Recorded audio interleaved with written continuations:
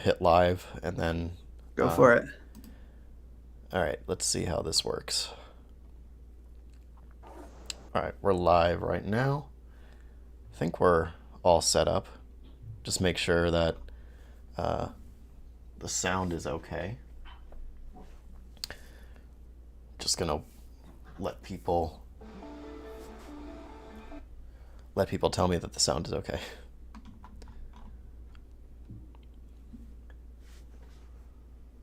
Do, do, do. Great. I'm all set up on this end. All right, cool.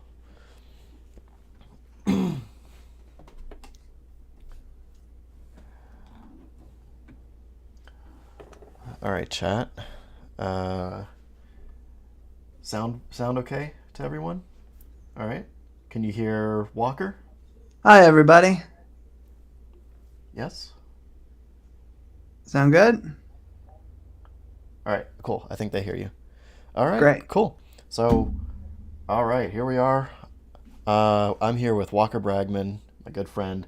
Um, we're going to be watching and reacting to the COVID. What was this thing called? The COVID subcommittee hearing? It it's the select subcommittee on the coronavirus pandemic. Right. And it's They're hearing on February 28th. right.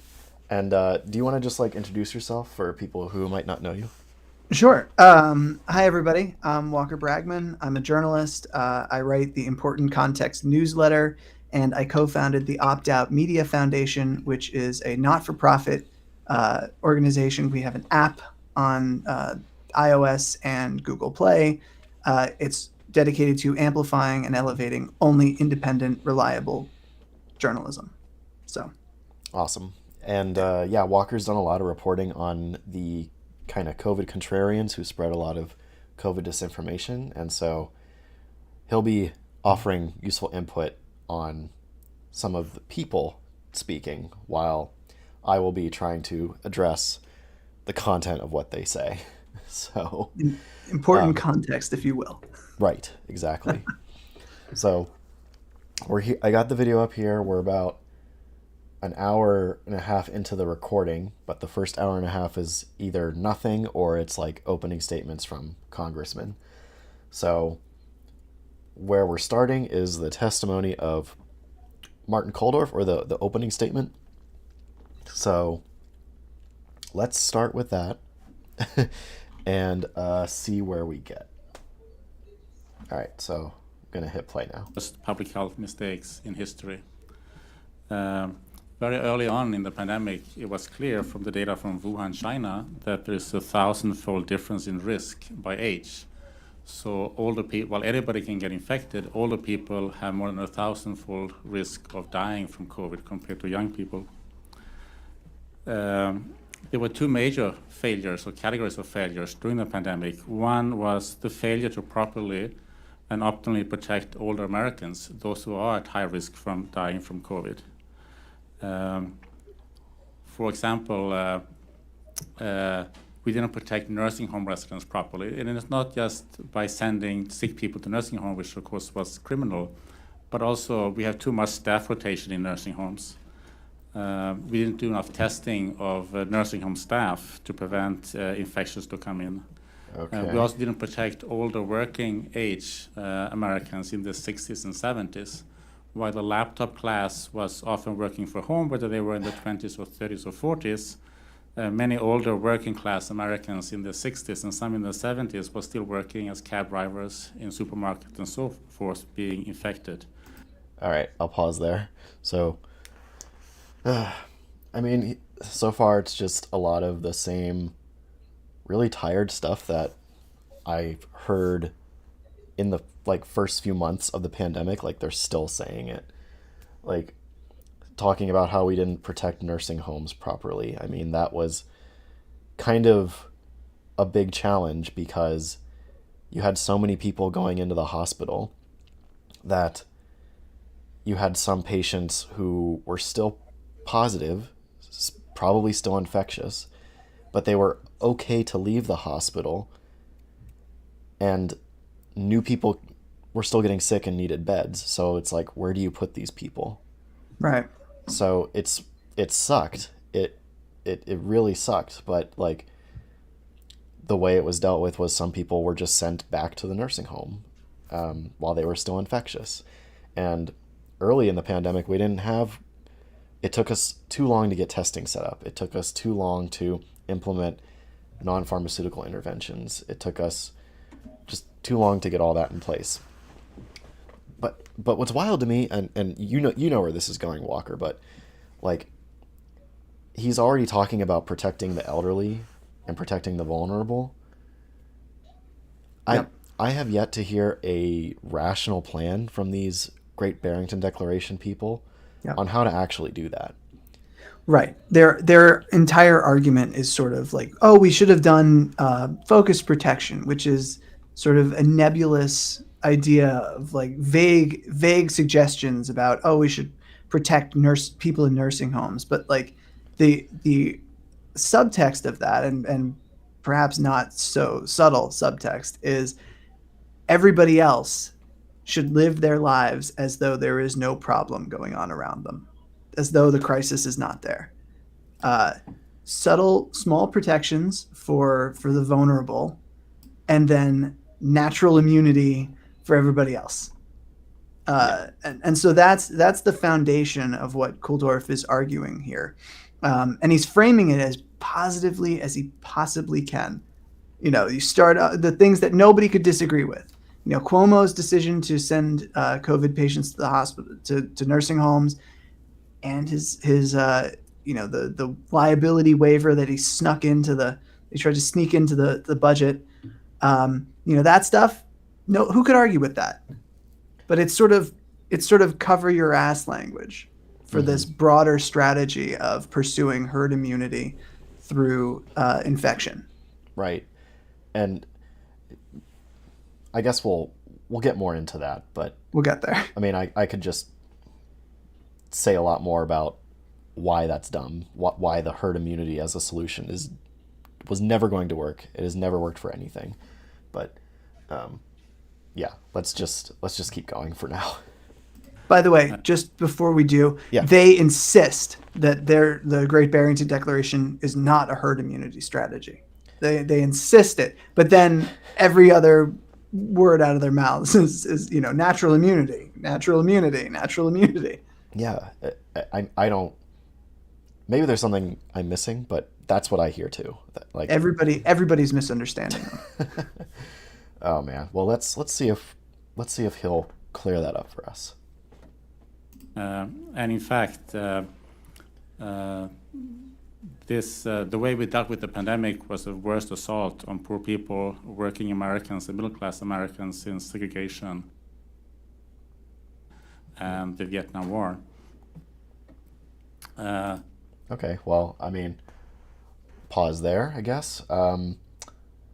Yeah. So lockdown sucked. Lockdown sucked for small businesses especially, and it was hard on poor people.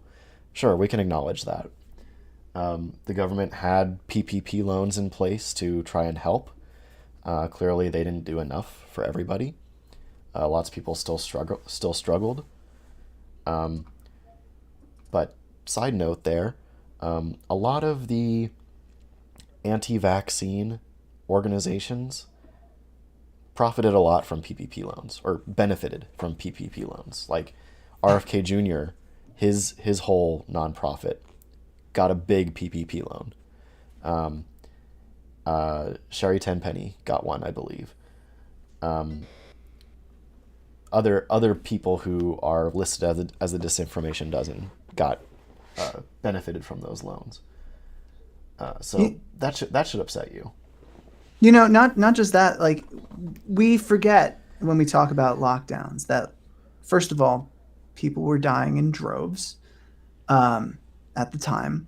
We didn't have pharmaceutical interventions available to us. Lockdowns were a blunt instrument, but also during that period, you also saw the largest expansion of the social safety net at the federal level that we've seen in decades. Pandemic unemployment assistance, the expansion of Medicaid, we saw a student loan repayment debt freeze, an eviction moratorium, the stimulus checks that went out. I mean, this these interventions that we had, these non-pharmaceutical social safety net interventions that we had, really meaningfully took a chunk out of poverty. The expanded child tax credit, I mean, these were good programs. I mean, frankly, one of the biggest political failings, I think, of my lifetime has been watching the opposition to this perspective, sort of the Democratic Party, let those interventions go. I mean, those programs worked. They were not expansive enough, but they did work. Right. A lot of people had more money in their pocket than they'd had, I mean, in a long time. And I think a testament to the efficacy of those relief programs and the pandemic is the resurgent labor movement, the unionization push that we're seeing. So yeah, lockdowns were rough, especially on people's pocketbooks. But the measures that we took to mitigate that were good and absolutely should have continued. Right. And just to add to that, people always talk about the economic impacts of lockdowns, but if we were to measure the economic impact of doing nothing, we would have lost way more lives. We would have had a way too overwhelmed healthcare system, and it just would have been a much bigger loss economically and in terms of life if we had done nothing. So, or if we had taken this Great Barrington Declaration plan specifically. So, right. To say that, oh, I care about poor people and this and that.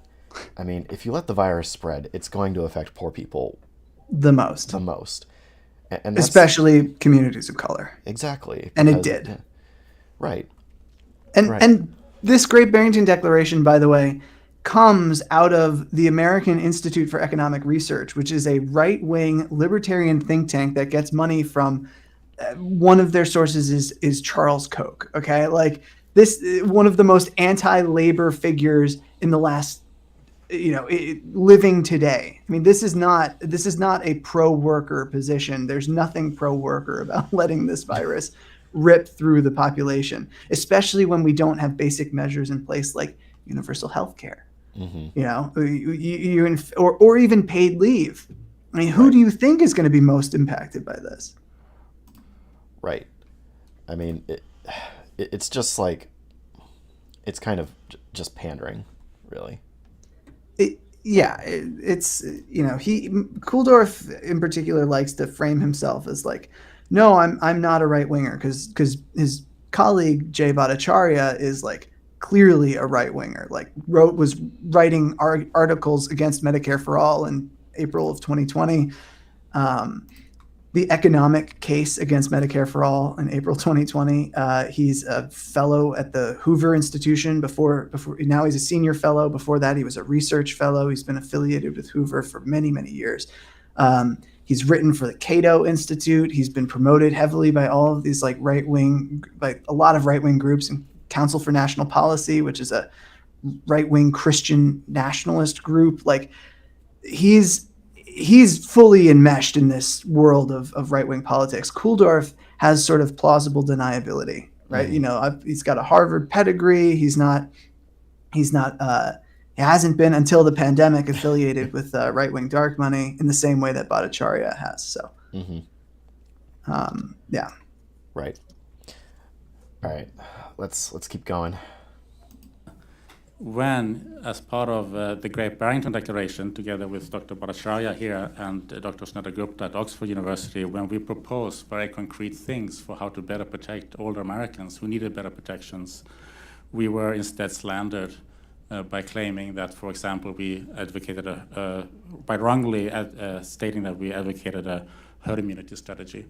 We have very concrete proposals for how to better protect older Americans, but that was dismissed and we were slandered instead of taken seriously. Secondly, lockdown harms, school closures, people not going to medical visits, and so on, that has killed many Americans and will continue to do so in the next few years. For example, a woman who didn't get her cervical cancer screening in 2020 might now die next year or 2 years from now instead of living another 15, 20 years. So the lockdowns had enormous negative consequences on public health. All right, that's something I hear a lot too.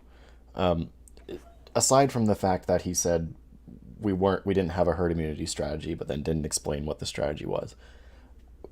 Maybe he'll get there. I don't know, but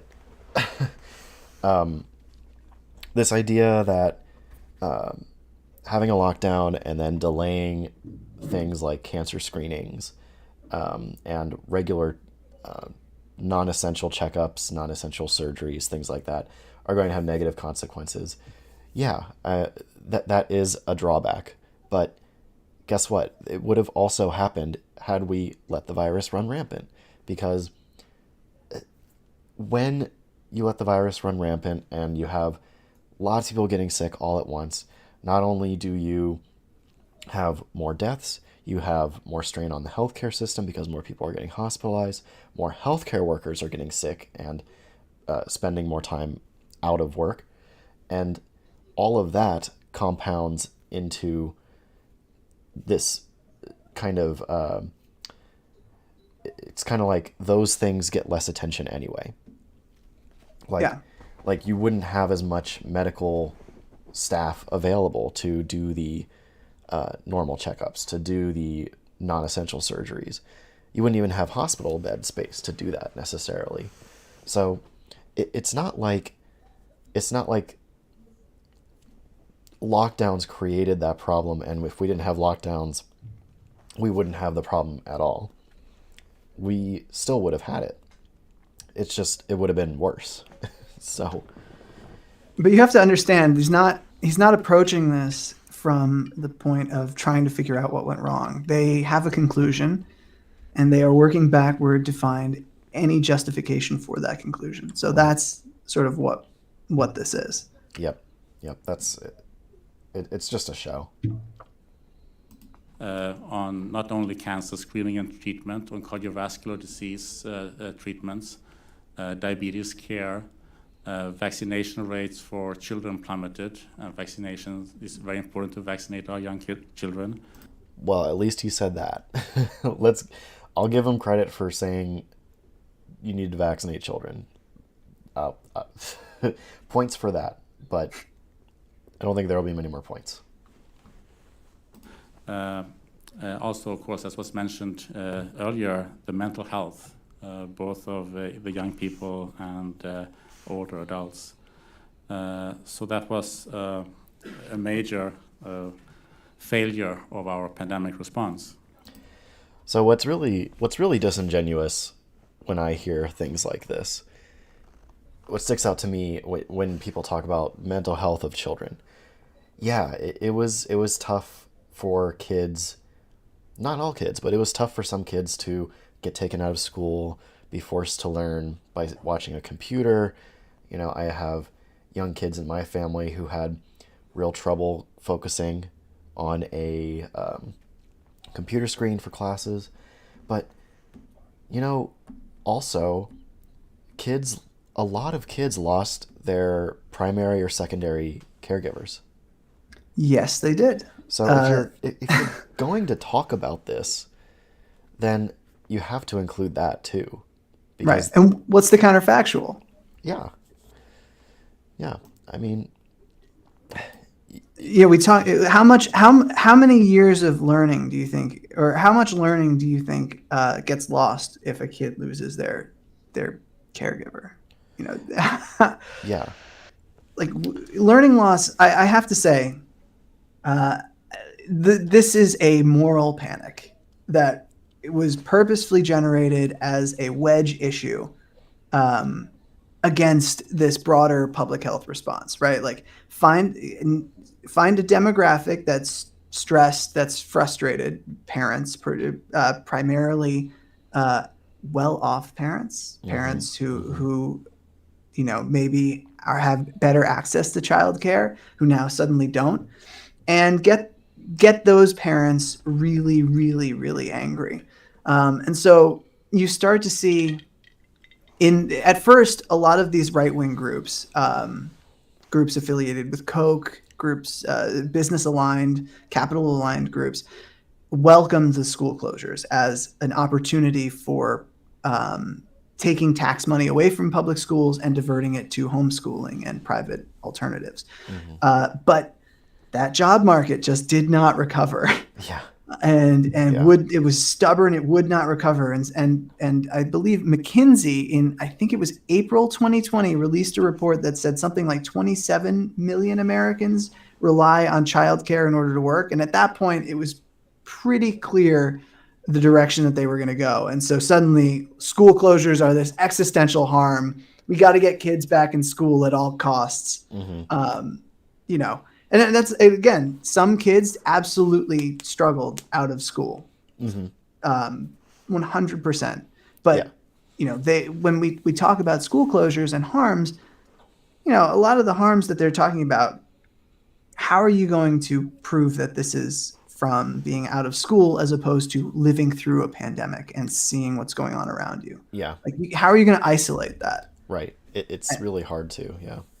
The experts that I've spoken to on this topic are pretty, you can't really separate it. And this is, these claims are made, but they're sort of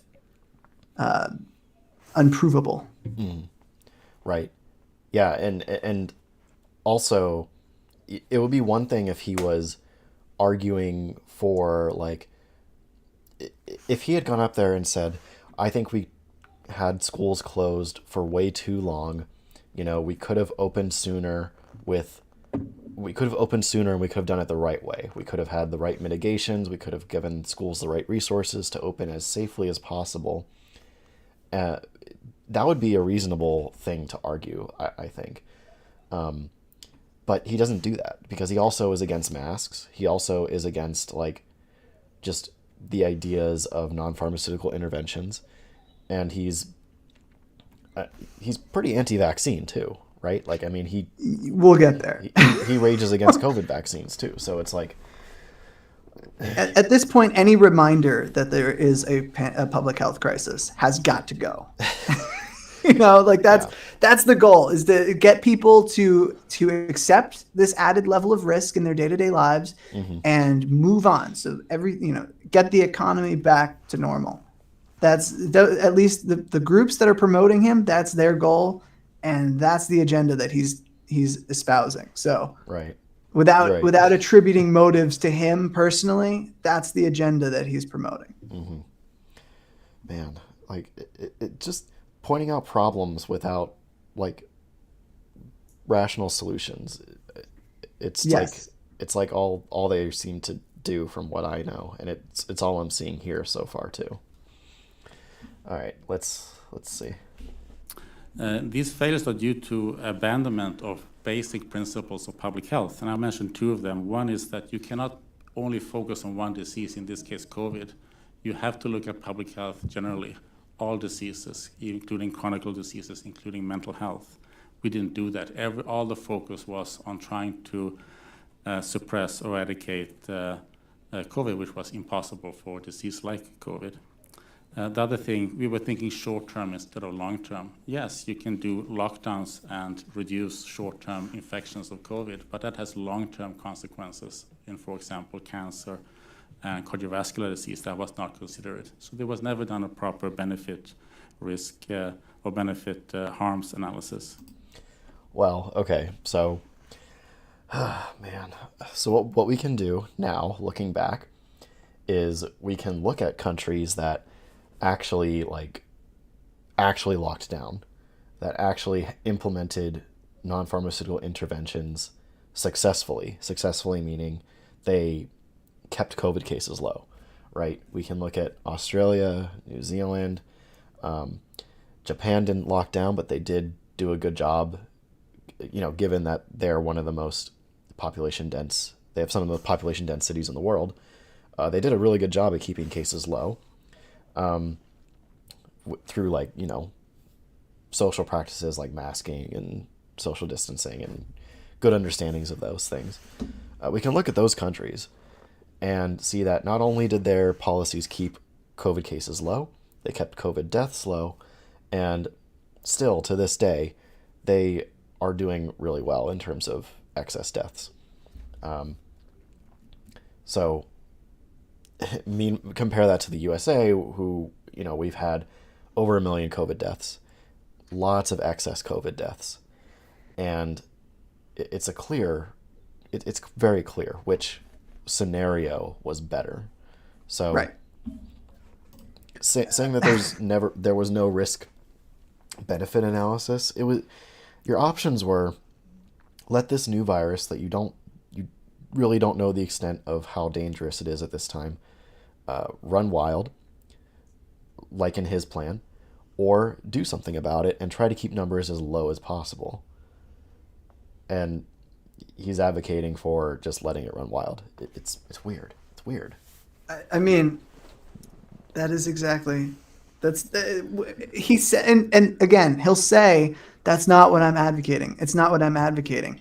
When you listen to the words that are coming out of his mouth and you are understanding the sentences that he is stringing together, that is exactly what he's advocating. It is a counterfactual in which the United States never shuts down, never does anything in response to COVID. And, come what may, Hail Mary, let's see what happens. Yeah. And by the way, the Great Barrington Declaration was panned by public health groups, including the American Public Health Association, which it led, I believe it was 14 groups led by the American Public Health Association that put out a letter in response to the Great Barrington Declaration, calling it immoral and panning it as, the World Health Organization called it immoral. The letter panned it. This was a widely rebuked document, right? And frankly, not a public health document. It should be understood as an economic document. Came from an economic think tank.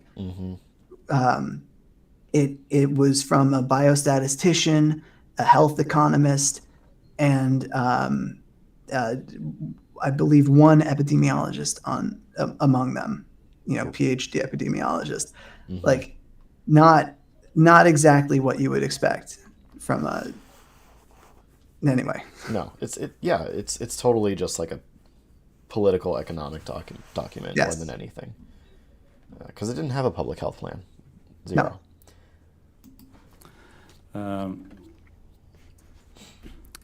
Mistakes were made, and the pandemic response is a house of cards that's now falling apart one by one. I don't think that anybody left who thinks that school closures were a good idea. There is now being recognition that there is immunity after having had the infection. So there was never a reason to mandate vaccine for people who had already had COVID. Oh, great. There was recently a study of masks that shows that masks have zero or very limited benefit. No. So this. No. Is he talking? He must be talking about the Cochrane review. Geez. So I made a video in response to that Cochrane review about masks, and I think I was actually too easy on it in my video. I started the video by saying, I don't think it's a garbage in, garbage out kind of review. I think that what they're doing is they're analyzing papers that just together don't really establish a concrete scientific answer. And the authors are trying to communicate that, but not doing so clearly, and people are misinterpreting it, blah, blah, blah. But, kind of going back to it and looking at the papers that they included and papers that they didn't include, they included some pretty weak studies in their weighing of the evidence, and they excluded a lot of mechanistic studies.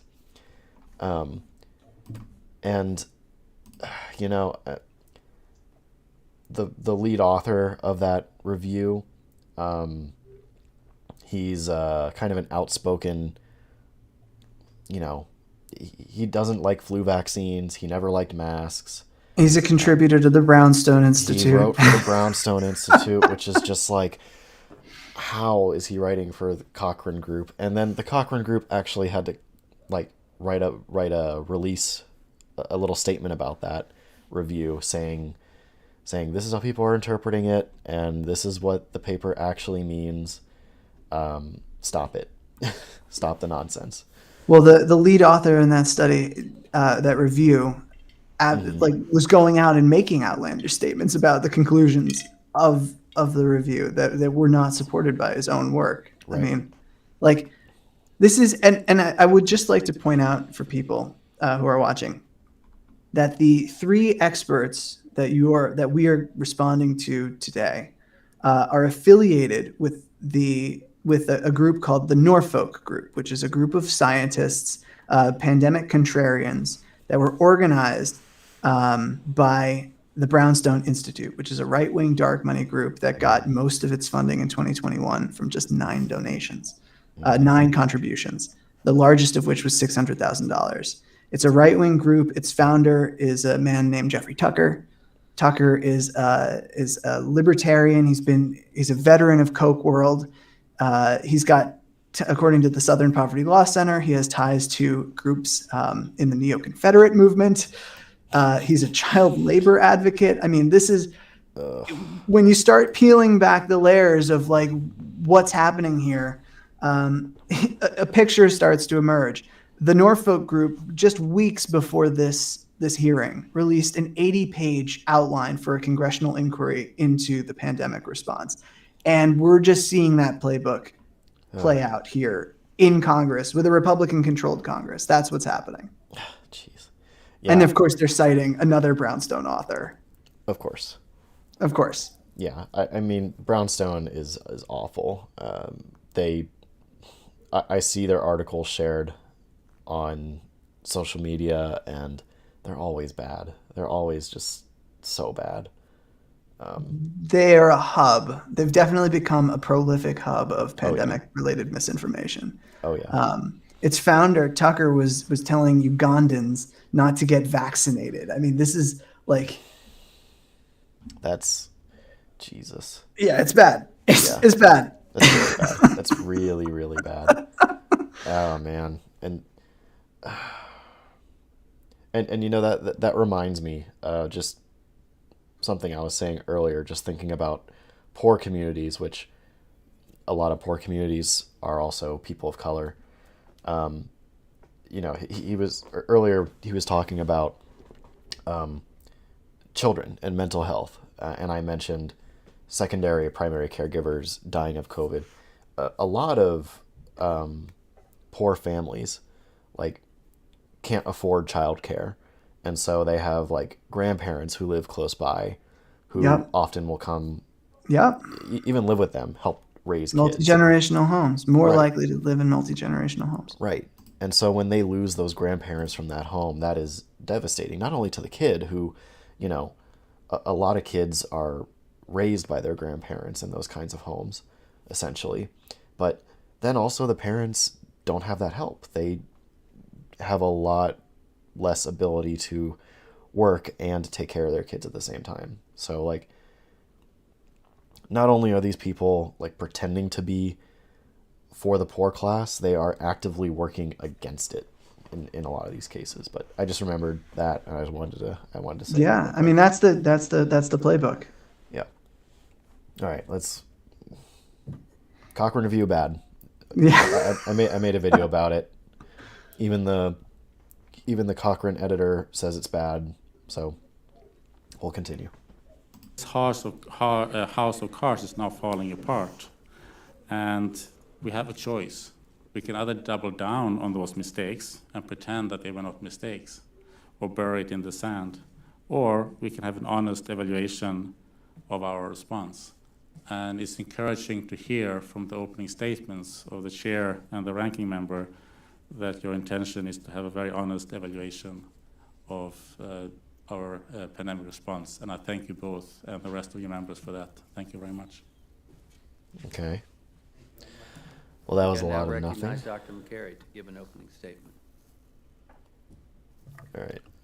Thank you, Chairman Winstrup and Ranking Member Ruiz and members of the committee. Thank you for the invitation to present. Public health officials have made many tragic mistakes during the pandemic. Failure to warn of the pandemic for months, ignoring natural immunity, dismissing the lab leak as a conspiracy, closing schools, masking toddlers, boosting young, healthy people, pushing boosters for young people, bypassing FDA expert panel customary votes that we've been using for decades, telling people to wash. Whoa. All right. He's throwing out a lot of stuff. Throwing out a lot of stuff real fast. Okay. Let's see. Ignoring natural immunity. This is just a straw man. This has always been a straw man. Like, what I think people mean when I hear them say ignoring natural immunity is people complaining that they got infected and they can't go out and, do things at places that require you to present a vaccine card.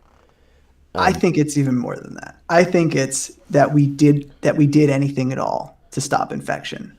Oh. Ignoring natural immunity. When you ignore natural immunity, it causes you to do things like lockdowns and shutdowns because infected people, they become immune.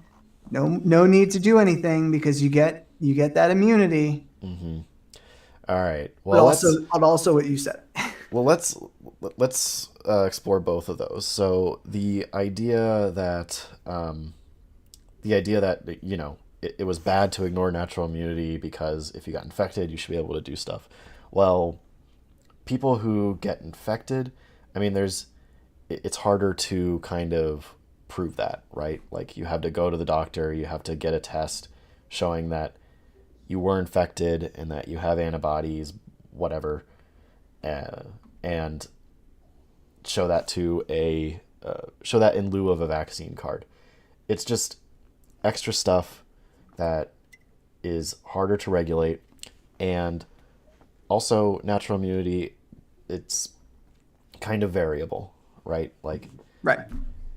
You don't really know what that titer of antibodies mean. You don't know what your exposure really was, how robust your immunity is, especially not at that time when vaccine mandates and vaccine cards were more of a thing.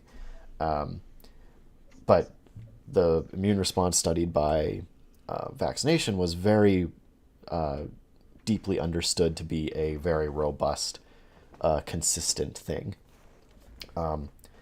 So it's just whine. It comes off as very whiny when people talk about it in that way.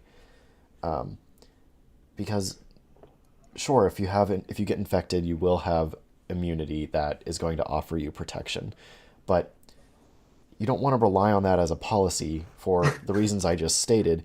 And right. Also, it's going to encourage some people, maybe a lot of people, to actually go out and get infected, because a lot of people who are complaining about this are refusing to take the vaccine, and yet they want to go out and do things that require vaccine cards.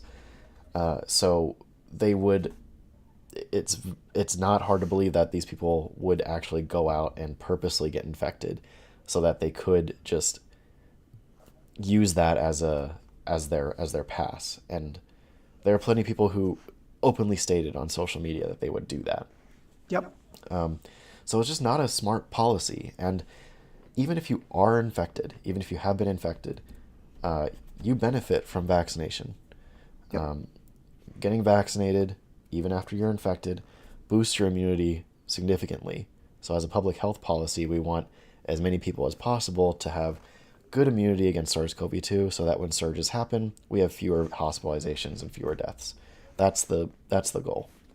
Keep in mind that Macari is a surgeon at Johns Hopkins. He's a professor at Johns Hopkins. That's crazy. Professor of surgery at Johns Hopkins. Like, and he's saying all this stuff. I mean, he not just ignoring natural immunity, but also like boosting was a mistake. You know, all of this just wild stuff. Yeah. Okay. So yeah, the other stuff. So he- he's a lab leak guy too. I didn't know that. He is, and he also Oh, was Jesus. brought on as a COVID advisor to Glenn Youngkin, Who? Sorry, who's the that? Republican governor Glenn Youngkin. Oh, okay. Like, yeah, he's. I mean, this is all of these guys. Like, so Kuldorf and Bhattacharya personally advised the Trump administration. They advised Florida Governor Ron DeSantis, currently on Ron DeSantis's Public Health Integrity Committee, which had its first meeting this past weekend, and Makari advised Youngkin. So, like, all of these guys are connected in this, Jeez. sort of right wing world. Wow. And yeah, there's they say some wild stuff. Yeah. Wow. Yeah. And so what are other things he complained about? So okay, yeah, the lab leak thing. I didn't know he was a lab leak guy. Wow. Actually, I'll save that. My next video I'm planning to make is going to be about recent lab leak stuff said by Robert Redfield. So I'll talk about that then. He said he complained about masking toddlers. Yep. I mean, we should be doing that in we should have been doing that in periods of the pandemic when cases were high and hospitalizations and deaths were high as well. Because listen, I have a almost 2-year-old right now. She gets us sick all the time. She brings shit home from daycare all the time. Like, it's the daycare plague.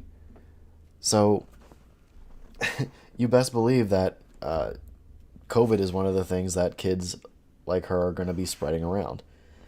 And if the caretakers, right, if the people at the daycare who want to take care of your kids while you're at school want to better protect themselves and the class by just having kids wear masks, even if they don't wear it correctly, even if they, don't wear it all the time, just something to maybe help reduce those numbers, that's worth doing. And he's like, no, open schools, but no masks, no nothing, just let it go. Like, You also have to understand that, like, COVID turning schools into a wedge issue is perfect because the right gets to attack two of their favorite targets: public education and teachers unions. Because who were the people who were protesting for better school safety measures? Teachers. You vilify the teachers, especially in teachers unions, and you vilify public education as inept, incompetent. It's it plays right into just age-old enemies. mm-hmm. Wow.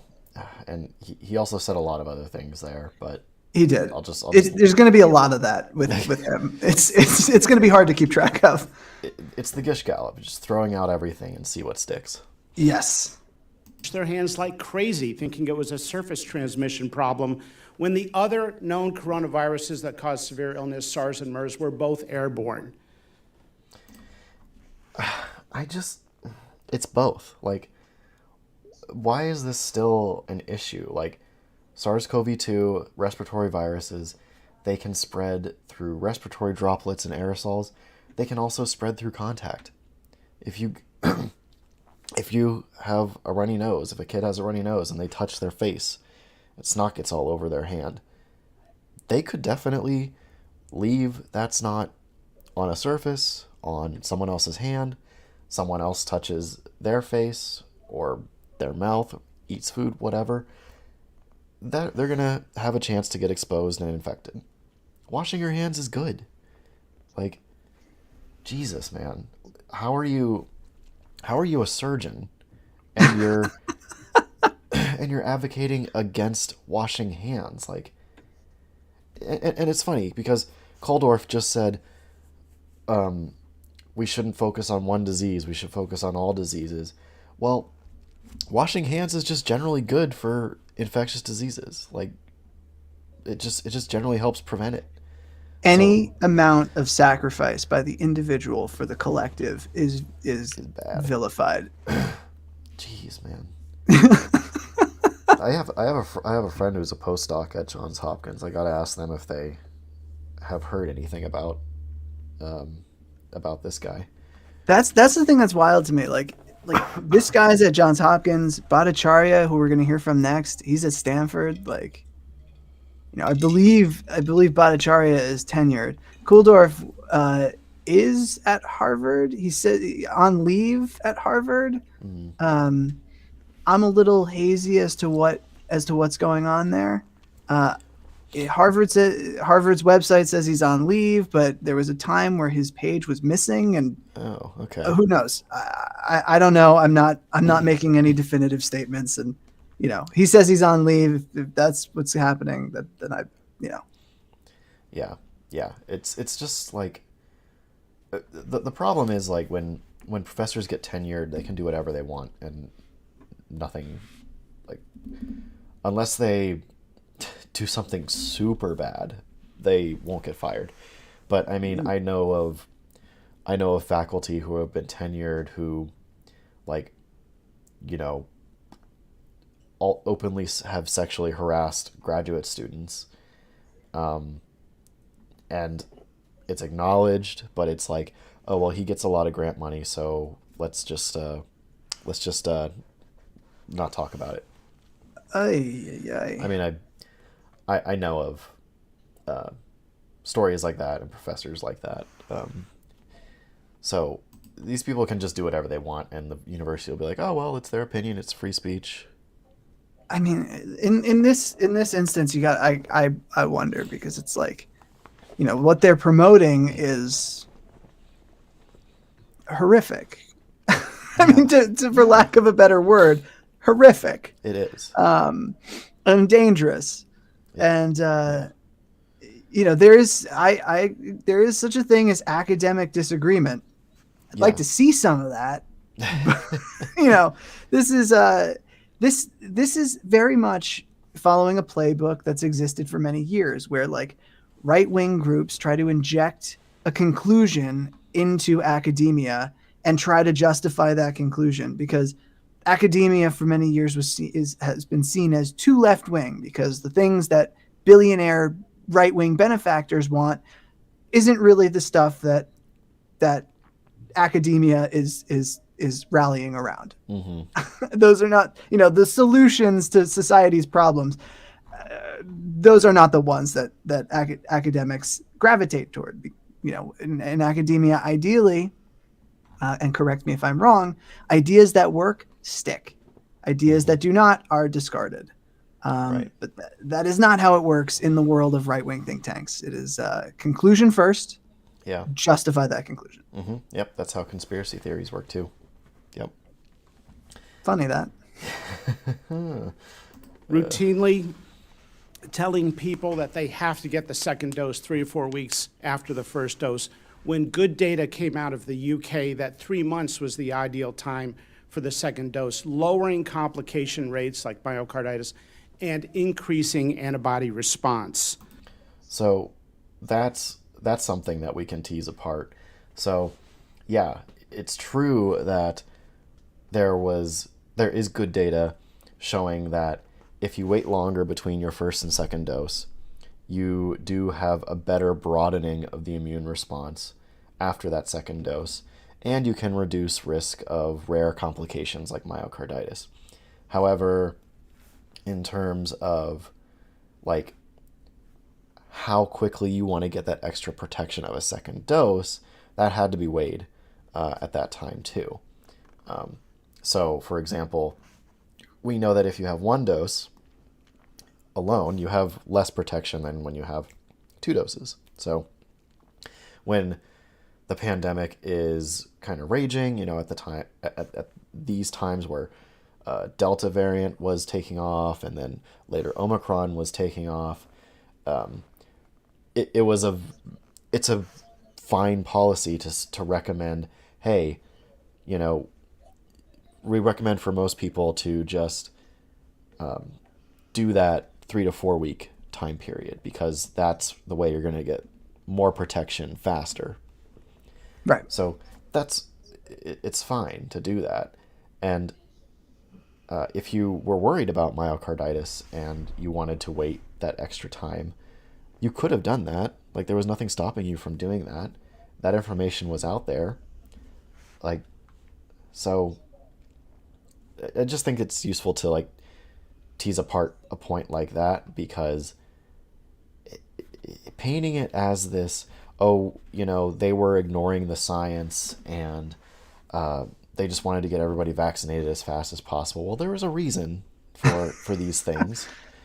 And so just like stop painting everything as like A conspiracy. yeah. We're going to hear a lot of anti-vax stuff Oh, great. in this. Yeah. Well, let's get to it. Yep, absolutely. Telling Got a people lot the to get data through. on the bivalent vaccine was crystal clear when it was authorized based on data from 8 mice, and to date, no randomized controlled trial has.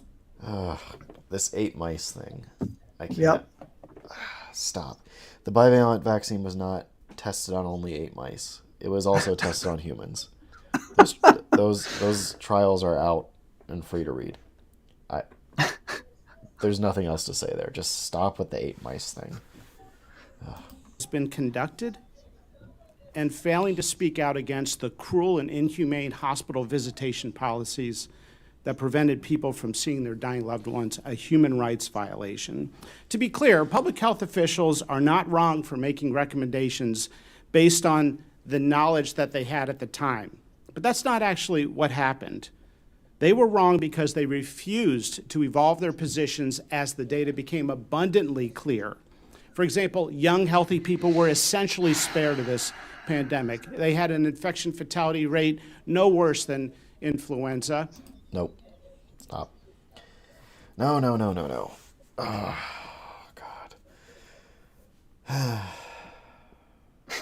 I can't. Children are affected by COVID too. Like, I don't know how many times we have to keep saying this, because there were over 1,000 kids. It's up to 1,500 kids now who have died from COVID in the U.S. alone, and that's probably an undercount given how many poor kids who don't have access to health care probably died too. Yeah. And so, like, but what kind of policy would you want to do to, like, change action here? Like, okay, children are at less risk but not no risk. So what do you do? Do you not do anything? And do you just let children get hospitalized? Do you let children That's die? it. That's it. That's what you do? That's what he wants. Yes, that is what they're advocating. That is fundamentally, when you boil all of this down, what you get to is an inevitable conclusion that these men do not want any real meaningful government action in the face of the pandemic. That it should be left to individual choice and the choice of businesses and the private sector. That is fundamentally, when you take all of their statements and you look at them, you know, that's what it is. And I'm sure that they'll deny that. They'll say, nope, that's not what we're advocating. But, you know, Yeah. it certainly is. And I got to tell you, while it is true that young people definitely died at much smaller numbers than older people, I've talked to parents who lost their child to COVID. Yeah. Mm-hmm. And, you know, it might not be real for someone who hasn't lost a kid to COVID or hasn't experienced that or hasn't been frightened by how sick their kid got, but, you know, it's certainly real for them. Yeah. Yeah. I know. Her name is it was Teresa Sperry, and it's no family should have to go through that, especially as policy. Mm-hmm. Yeah. I mean, I don't know what I don't know what I would do if my kid was hospitalized with anything, let alone COVID. Like It's would horrible. it would be horrible. And I know a family. I used to live close to them. Their I think it was a 4-year-old at the time spent 2 nights in the hospital with COVID, and it was terrible and expensive. And That's the other side of it.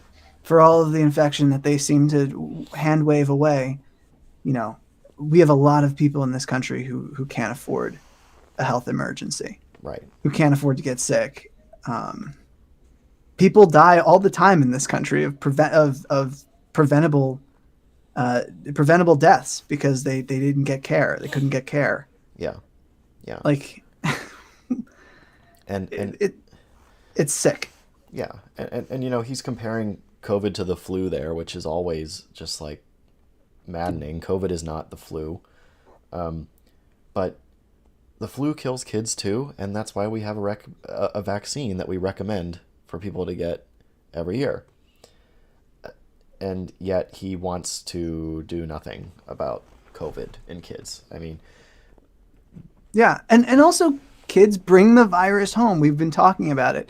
They bring it home. They infect their loved ones. It might not define risk to children. Is the virus itself, a risk? How much of a risk is the virus itself to the kid versus how much of a risk is the virus to the kid in terms of their family and their social infrastructure? right. I mean, I think that you can't separate the two. Mm-hmm. When he talks about risk, all he's talking about is how likely is the kid to die or get seriously ill with COVID, not how likely is this kid going to, lose somebody that they rely on, somebody important to them. Right. Or even end up with long COVID. That too. Yeah. I mean, I'll recommend to the listeners, Dr. Daniel Griffin does a clinical update for This Week in Virology every week. And he often talks about data surrounding children and COVID. And he would, if he were at this meeting, he would spank this guy. He would spank Martin Macri. Because, I mean, he sees kids who died of COVID. He sees kids who suffer from COVID. And he reviews data every week. So if you're interested in that, go listen. But let's see what else this guy has to say. In fact, ask anyone who's pushing COVID vaccines on healthy young people, has any young, healthy child died in the United States of COVID in the last 3 years? Do you know? Yes. Oh my God. Dr. Daniel Griffin just went over this, I think, in one of his last clinical updates. But we've had data for a while now that it's around 1/3 or half of kids who either get hospitalized or die from COVID have no underlying conditions. And also, if you're saying, like, just imagine this with any other disease. Like, a kid, say, dies of cancer. In what universe would you listen to someone, hear that story and say, well, how healthy was the kid? And then think that guy is worth listening to. Like, It's no. like a eugenicist viewpoint. I mean, fundamentally, It is. it's when you boil it down, that is what it is. It's worthy victims, and unworthy. You'll hear people talk about, not just these people, but like, well, how were they healthy? The healthy population. Yeah. You can't restrict the healthy population for the remainder. Like, we put unnecessary burdens on the healthy. You know what? As a functioning society, we take care of the vulnerable. That's what we do. Yeah. And we sacrifice in moments of crisis to protect the vulnerable. That is what we do. Mm-hmm. That is how a functioning society operates. Yeah. I mean, wow. This is my least favorite guy so far. And we're still in the opening statements. Jesus Christ. I mean, wow. All right, let's just continue. It gets Many of you weird. know, the CDC director didn't know when she was asked at this Congress. The numbers have never been provided. Could be 2, could be 10, could be 25 kids over 3 years, far less than other common respiratory viruses. Listen, like, even if 100% of the children who died of COVID were like obese or whatever, like, so what? Right. So what? You don't want to like prevent that or reduce that figure? Like, you just don't care that they're all going to be obese, that all the ones who are going to die are obese? Like, that's crazy. It is crazy. Like, imagine this guy looking a family in the eye who lost their kid to COVID, and they're telling their story of how they lost their kid, and then he says, "Well, were they healthy?" Like, that is just just insane. The parents that I've talked to, the parents of this girl that I talked to who died from COVID. She was 10. They get that. People do ask them that. Oh my God. Can just the level of maliciousness and just and I mean to ask. I can't. Yeah. No. I can't. I want to keep it clean for YouTube. Okay. It's getting hard. Germany did a study. It was 0 kids 5 through 11 years of age that died that were healthy in that entire country in the population study. So what are we doing? Using intense dogma, telling 50 million children they have to lose their livelihood of learning and being in school and school lunch programs and covering their faces based on what? Based on safety and efficacy data, COVID vaccines work in kids, and kids have the safest safety profile in vaccine when it comes to COVID vaccines. Like, Yeah, you can't say that. Then, like especially the 11 and under age group, like the adverse events in that age group are the serious ones are like infinitesimally rare. I don't think we've seen any cases of myocarditis even in the 11 and under age group. So you're gaining benefit for these kids who are going to be less likely to get hospitalized with COVID, die of COVID, get long COVID, generally suffer from it, less likely to do all those things, and it's incredibly safe. So that's the reason. And I would like to see the German study that he's talking about here, where they found that 0 healthy kids died of COVID. I mean, I would like to see it. And even if that's true, you can't ignore the data that we have in countries like the US, where we had a lot more COVID cases and COVID deaths, and a lot of healthy kids did die. So, man, he's really... yeah, he's wild. It's, of all of them, I think he's the most colorful. Yeah, I mean, I literally have not heard Macri talk before. I know of him. I think I've seen his tweets, but I haven't heard him talk before, and this is wild. Just keep in mind, he advised a governor on COVID.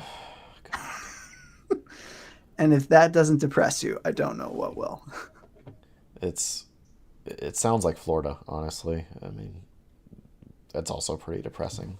The advisors there. All right. Intense arrogance is what people are frustrated by, and they have a right to be upset right now. The data was abundant for a long time. We're not talking about making the best decision at the time with the information at hand. We're talking about ignoring data on natural immunity, over 160 studies now over 2 years, including a JAMA study that my team published out of Hopkins. They didn't even do this study. My team had to go out and fight people who had the infection early on. Oh. And then a year and 2 years after the infection, Video's buffering a little bit. see whether or not they had antibodies. Not a hard study to do. I too, ranking member. All right, well, so I guess I'll just more on this natural immunity thing. Like, it's also really like it's just disingenuous to say that. I mean, we talked about this already, but it's just disingenuous to say that if you get infected, you can just check antibody levels and you're good. If you see an antibody response following a vaccine or an infection, it is a decent sign that you are that you have had an immune response. But then, like, checking them again months later, you don't know what that means. Antibody levels months later, there's no correlate of protection at that point when it comes to severe disease or anything like that. So I think the video is done buffering a little bit now. I'm concerned about misinformation. The greatest perpetrator of misinformation during the pandemic has been the United States government. Misinformation that COVID was spread through surface transmission, that vaccinated immunity was far greater than natural immunity, that masks were effective. Now we have the definitive Cochrane review. What do you do with that review? Cochrane is the most authoritative evidence body in all of medicine and has been for decades. Do you just ignore it? Not. Okay, well, buddy, listen. If you're gonna take that stance, okay, you gotta also believe that COVID vaccines are safe and effective, because Cochrane reviews conclude that. So you can't have one without the other. I'm not sitting here saying that Cochrane is a gold standard, because you don't just say that about a review library and say whatever they say is right. You have to look at each individual review, look at how well it's done, the quality of evidence, all that stuff. But he's sitting there saying it's a gold standard. What they say goes, which he's wrong about that mass study already, but I'm sure he's contradicting himself here, because Cochrane reviews would wholeheartedly disagree with him on COVID vaccines.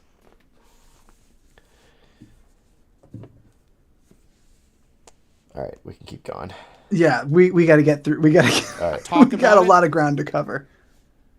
That myocarditis was more common after the infection than the vaccine. Not true. It's 4 to 28 times more common after the vaccine. No.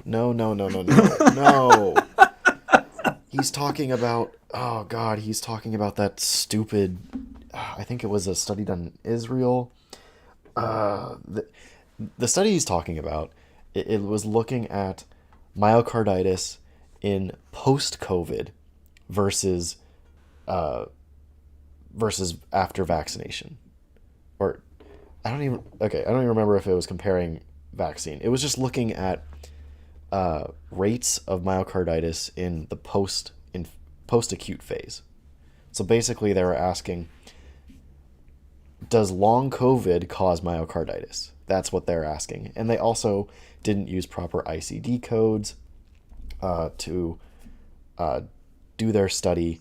This has been covered by several other science communicators, but myocarditis is going to happen in the acute phase of COVID. So within that first week, right? And they weren't looking at that. They specifically didn't look at that in this study. This has been widely quoted incorrectly from lots of anti-vaxxers, and it's crazy to me that he's actually doing it too, because it's super Before bad. Congress. It's Before Congress. He's testifying before Congress, and he is a surgeon.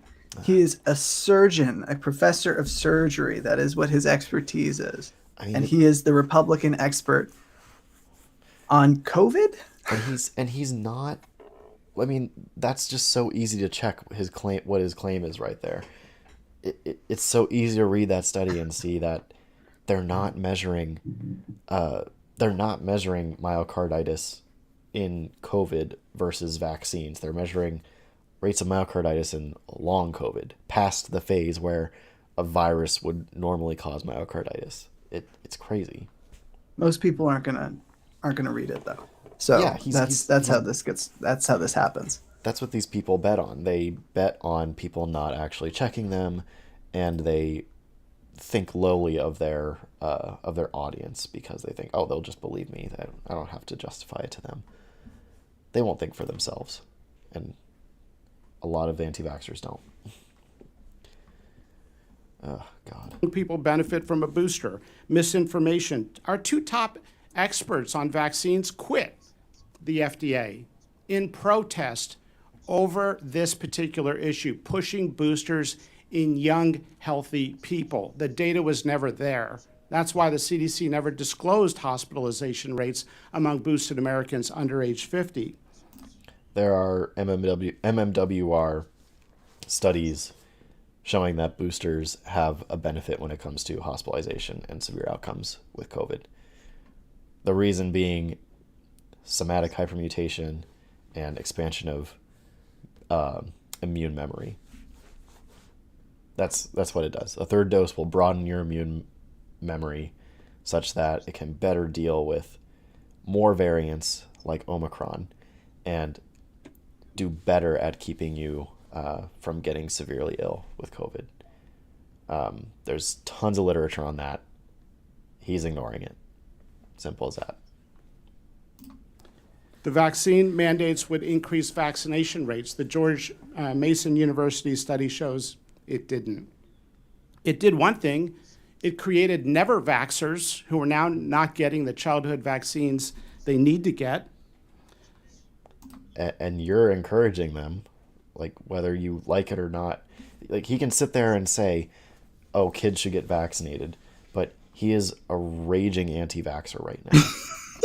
This is the dance that they do though. So it's not, he's not the only one. All three of them do this where they're like, no, we're not anti-vax, but it's the vaccine Martin Kulldorff it says later on in this, he talks about vaccine fanatics and how they've inspired all of this anti-vax sentiment. No, I'm sorry. These men peddle doubt and about the vaccines, and that is where the doubt comes from. People like this with PhD next to their name saying, no, the vaccine, well, we got to consider the safety. Myocarditis, big problem with these vaccines. Big problem. Young people don't need to get vaccinated. Where does it come from? Where does that vaccine skepticism come from? Golly, I wonder. Yeah. It comes from these people. Over and over again, it's so comical. Why don't more people see through this? How is it that more people don't see through this? It is so transparent. Well, like you said, they start with a conclusion and then fill in the rest. And for a lot of people who have a political interest in these kinds of things, or just a philosophical stake in it, where they already have these core beliefs, and these people are tapping into those core beliefs and validating them, and then piling on all this anti-vax stuff that just slides right in. It's sneaky, and it's like they are exploiting people's skepticism, right? Right. Especially, I have to say, post 9/11 skepticism of government, absolutely being exploited and misapplied. In when it comes to vaccines and COVID, this whole, I don't trust the government, so there is no crisis, and everybody needs to get back to work and do exactly what the Chamber of Commerce wants, or let's listen to the American Legislative Exchange Council because you can't trust the government, man. That's basically what they're encouraging. Yeah. It's crazy. Yes, seen it is. something that goes far beyond using your best judgment with the information at hand. We've seen something which is unforgivable, and that is the weaponization of medical research itself. The CDC putting out their own shoddy studies, like their own study on natural immunity, looking at one state for 2 months, when they had data for years on all 50 states. Why did they only report that one sliver of data? Why did they salami slice the giant database? Because it gave them the result they wanted. Same with masking study. Well, the data has now caught up in giant systematic reviews, and the public health officials were intellectually dishonest. They lied to the American people. Thank you. Nope, there was plenty of data on all those things that was analyzed. There was no salami slice. Oh, this guy's mic is off or something. Yep. Oh, turn on his mic. Thank you for the There you go. invitation to address the So just to subcommittee on recap who coronavirus this pandemic. guy is, if we take Yeah. a second here, this is Yep. Jay Bhattacharya. He is a Stanford University professor of medicine. He is a health economist, and in the wake of COVID, he is now an epidemiologist. And he is one of the co-authors of the Great Barrington Declaration. He's a very widely cited expert on the right. He's a favorite of right-wing politicians and right-wing dark money groups. He's appeared on Fox News, I believe it's 37 times now. What? In the wake of the pandemic. You're going to hear him say that he's been silenced during this pandemic because he was placed, his Twitter account was placed on apparently placed on a trends ban list after he joined. But within a month of him being on Twitter, he had 42,000 followers, which is pretty significant growth. Yeah. So he's going to say that he was silenced, that he was suppressed, that his ideas were suppressed. What really happened is that his ideas were disputed and rejected, and he has never gotten over it. Dr. Deborah Birx called him a fringe epidemiologist, and that clearly had cut him very deep because he's currently suing the federal government for its alleged role in his censorship by Twitter. Wow. Fauci is a defendant in that case. Great. So so this is something he cries in the shower about every morning, probably. Yes. Now he most likely he was now there were emails between Fauci and Francis Collins, the former director of the National Institutes of Health, where they discussed pushing back on the Great Barrington Declaration. Mm-hmm. And Bhattacharya cites those as, they're calling to take me down. This is the orchestration right here to take me down. The context there is that those emails happened days after he met with the Health and Human Services Secretary, Alex Azar, to advise on COVID policy. Like, this guy was advising the Trump administration. He met with Trump in the summer of 2020 and advised the president personally. So if he's censored, we should all be so lucky to be that censored. Yeah, give me some of that censorship because it's working out for him. I mean, this is something that I see a lot from these contrarians, where they'll whine and complain about being silenced when, like you said, in reality, what's actually happening is the scientific community is just saying, no, Right. that your ideas are bad. Like, Yep. and then they get upset that their ideas are not more accepted and talked about in the scientific community because they're just bad. And It's a strategy. It's a media strategy. Yeah, because people like the story of the lone genius or the maverick who goes against the grain. Like, it makes for a more exciting story, and conspiracy theorists, they like that exciting story. Yes. Of the good guy beating the boogeyman, and the good guy in this case being Jay, and the boogeyman being the government. Everybody, Yeah. public health, the government, everybody who's ever, cast aspersions on his ideas. He also, because he has so many ties. I mean, he is a fellow at the Hoover Institution. He's been involved with Hoover for many years. Because of his involvement and enmeshment in the world of right-wing dark money, he loves to point out, like, I'm not getting any money from Charles Koch. He said back in September, I asked him a series of questions for an article, which he then published my email and phone number to his hundreds of thousands of Twitter followers. Wow. Yeah, like you do. Nice. And he said, my salary comes from Stanford. But yesterday he tweeted at somebody who linked to one of my articles to say that dark money has been involved in pushing schools to reopen, which is 100% true. He pointed out, he said, most of my salary comes from Stanford. So it's changed now. It's all of my salary comes from Stanford now. There's no way to prove where this guy's getting money because our disclosure laws are super lax. It could very well be that he gets his salary from Stanford, or maybe some from who knows. But he's very involved in right-wing dark money, in the world of right-wing dark money. He's like their favorite expert. He was on a speaking tour in Australia back in September.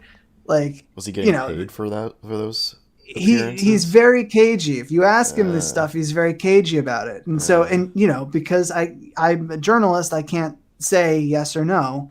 I can only point out that he is doing this speaking engagement, or he's speaking at this conference, or he's, and I can ask him, like, who's covering your travel expenses? Who's covering your hospitality? But if I don't get answers, what am I going to do with it? Right. Okay.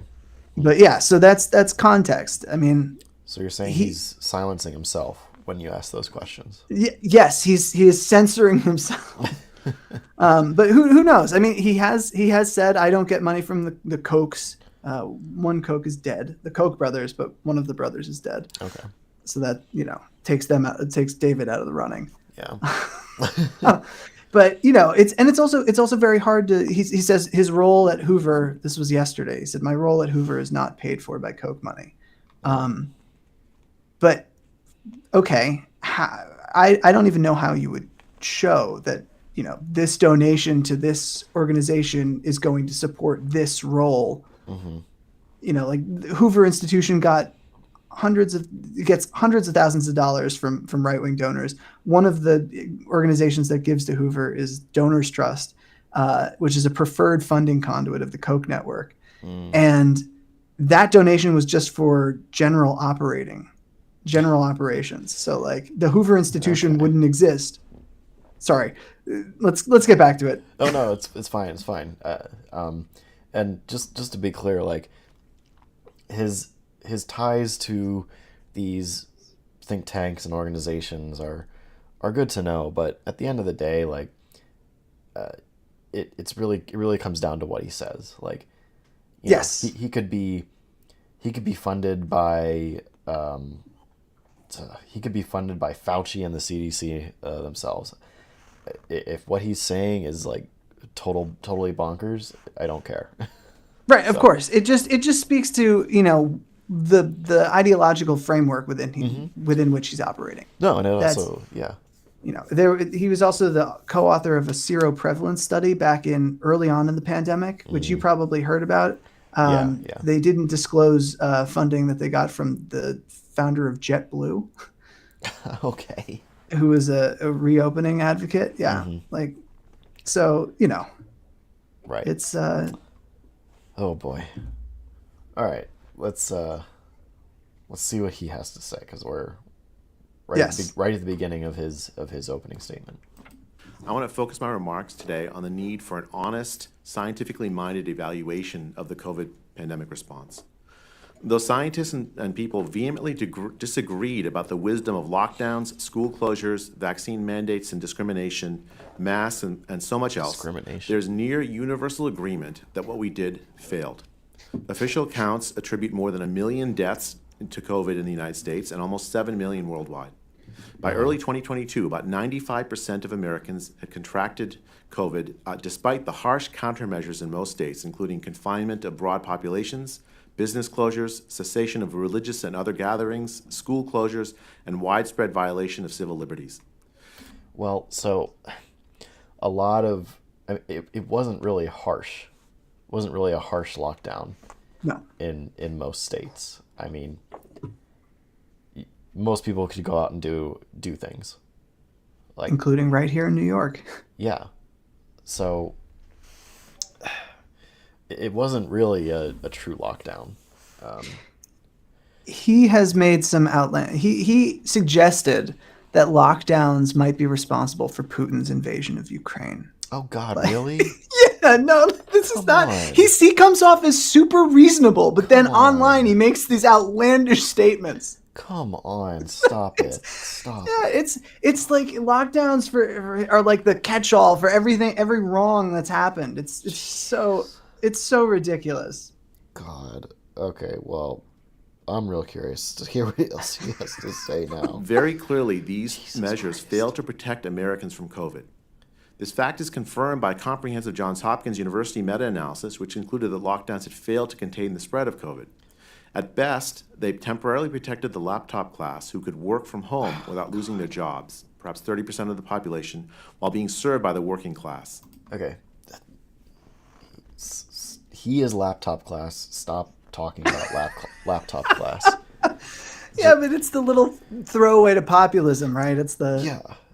It's like, oh, the elites, the comfy, cushy jobs, they had no problem with this. It's the working, like, red-blooded Americans who Like really me. suffered here. tenured Stanford professor. Yeah. Jeez.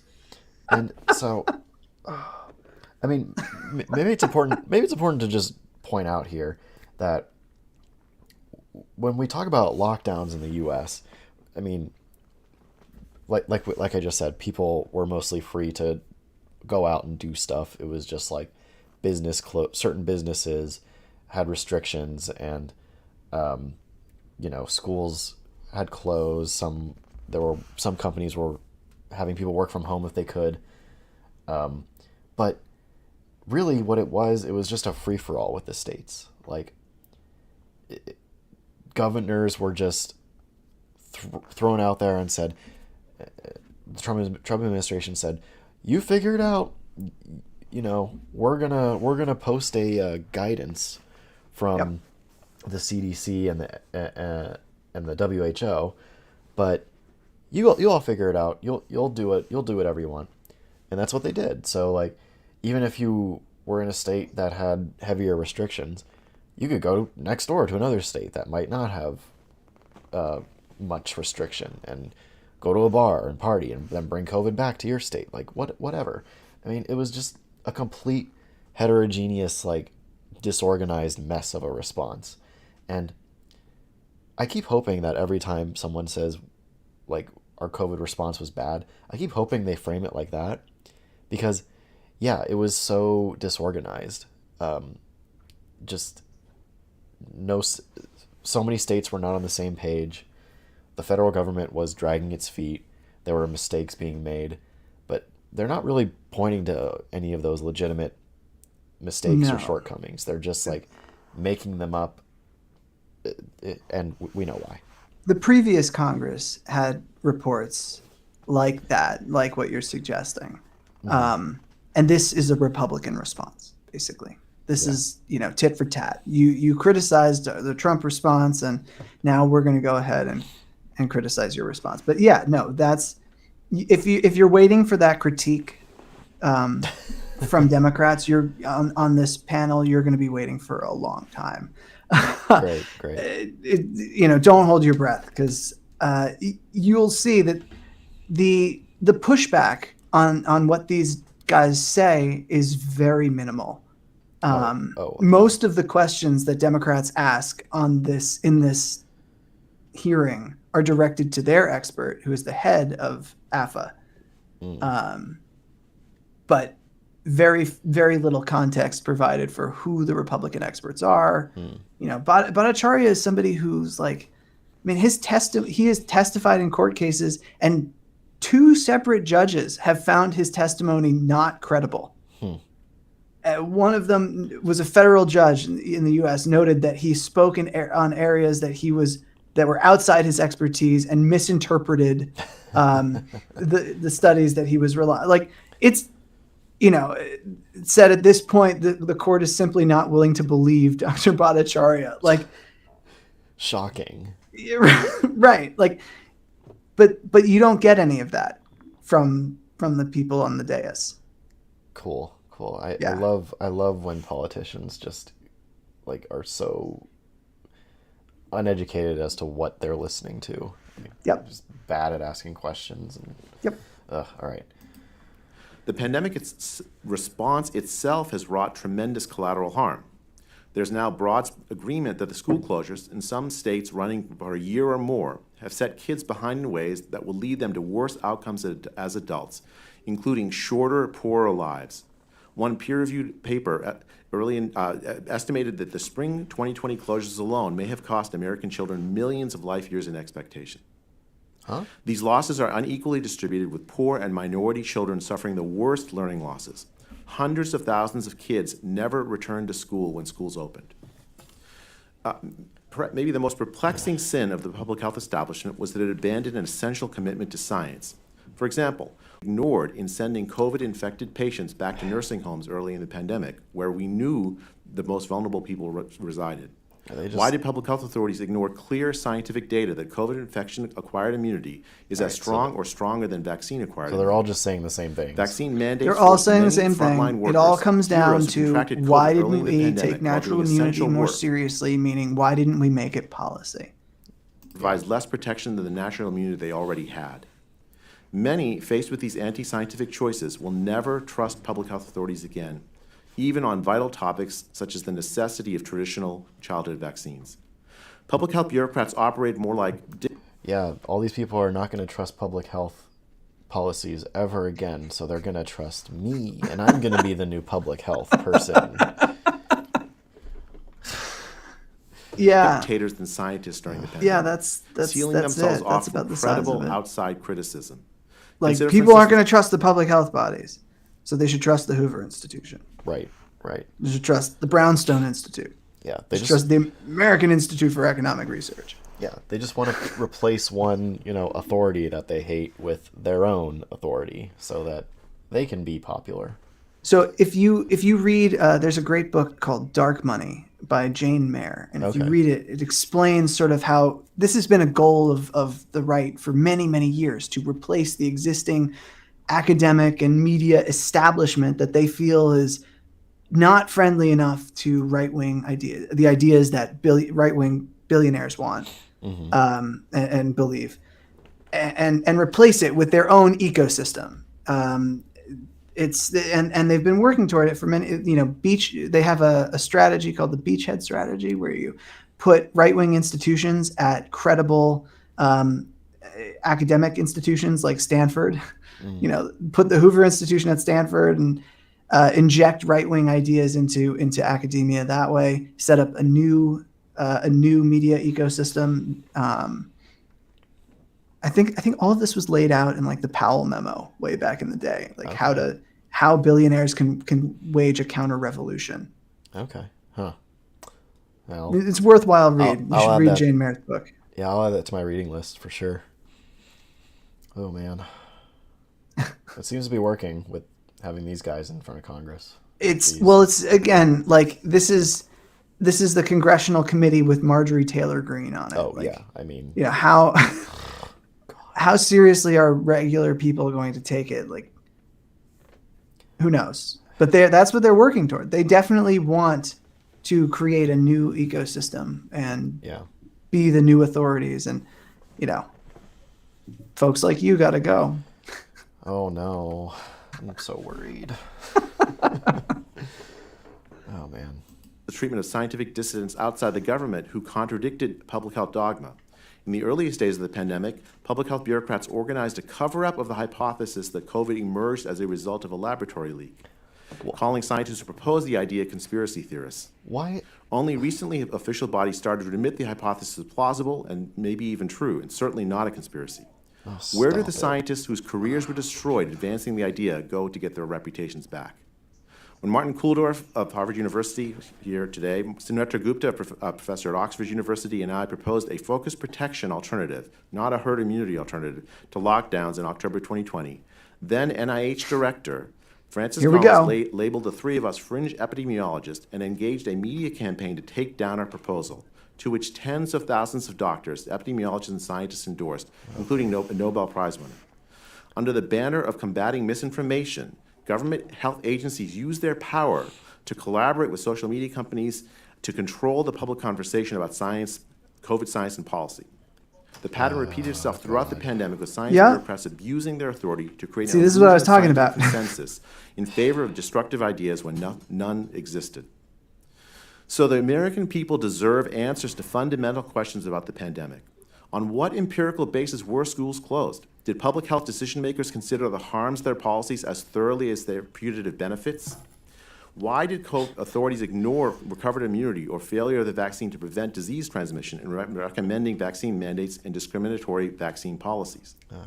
With such a litany of failure, the American people deserve an honest COVID commission to evaluate the response and document all the errors as well as the few successes. In 1986, when the U.S. faced the national tragedy of the Space Shuttle Challenger explosion, Congress created a commission with independent outside experts, including Nobel Prize-winning physicist Richard Feynman. His iconic demonstration of a faulty O-ring made brittle in the cold as the cause of the Challenger disaster led to fundamental reforms at NASA. The American people deserve a similar bipartisan, scientifically minded COVID-19 commission so the public health disaster of the last 3 years is not repeated. With Dr. Makari, Dr. Kulldorff, and 5 other epidemiologists, I've written a document called the Norfolk Group Blueprint, where we list 80 pages of questions that need to be answered, scientific questions, in a bipartisan, scientifically minded spirit to address 80 questions the that failure need to of be the answered. public health 80 establishment. pages Thank you. of 80 questions. pages. 80 pages of questions. Now recognize Dr. Benjamin. Can you imagine what that?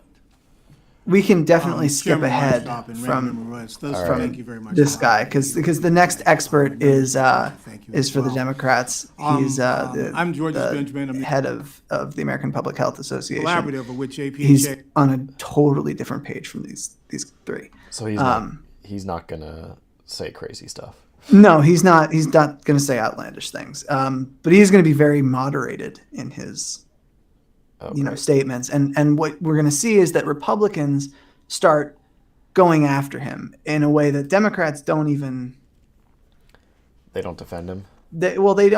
Democrats basically ask him questions. I think there may have been like 2 times when the Democrat asked a direct question to the Republican witnesses, experts. One of those was like critical. 1 or 2 of them was critical. I don't know. It's very stacked. Okay. With Republicans being very aggressive toward the Democratic witness, and the Republican witnesses kind of getting letting their statements sort of stand. Okay. Yeah, I'm just looking at this Norfolk Group publication right now. It's just the same stuff that they've been saying in their opening statements. And this was organized by the Brownstone Institute. So the Norfolk Group scientists it's comprised of signatories on the urgency of normal and the Great Barrington Declaration. Basically, that's where the scientists come from.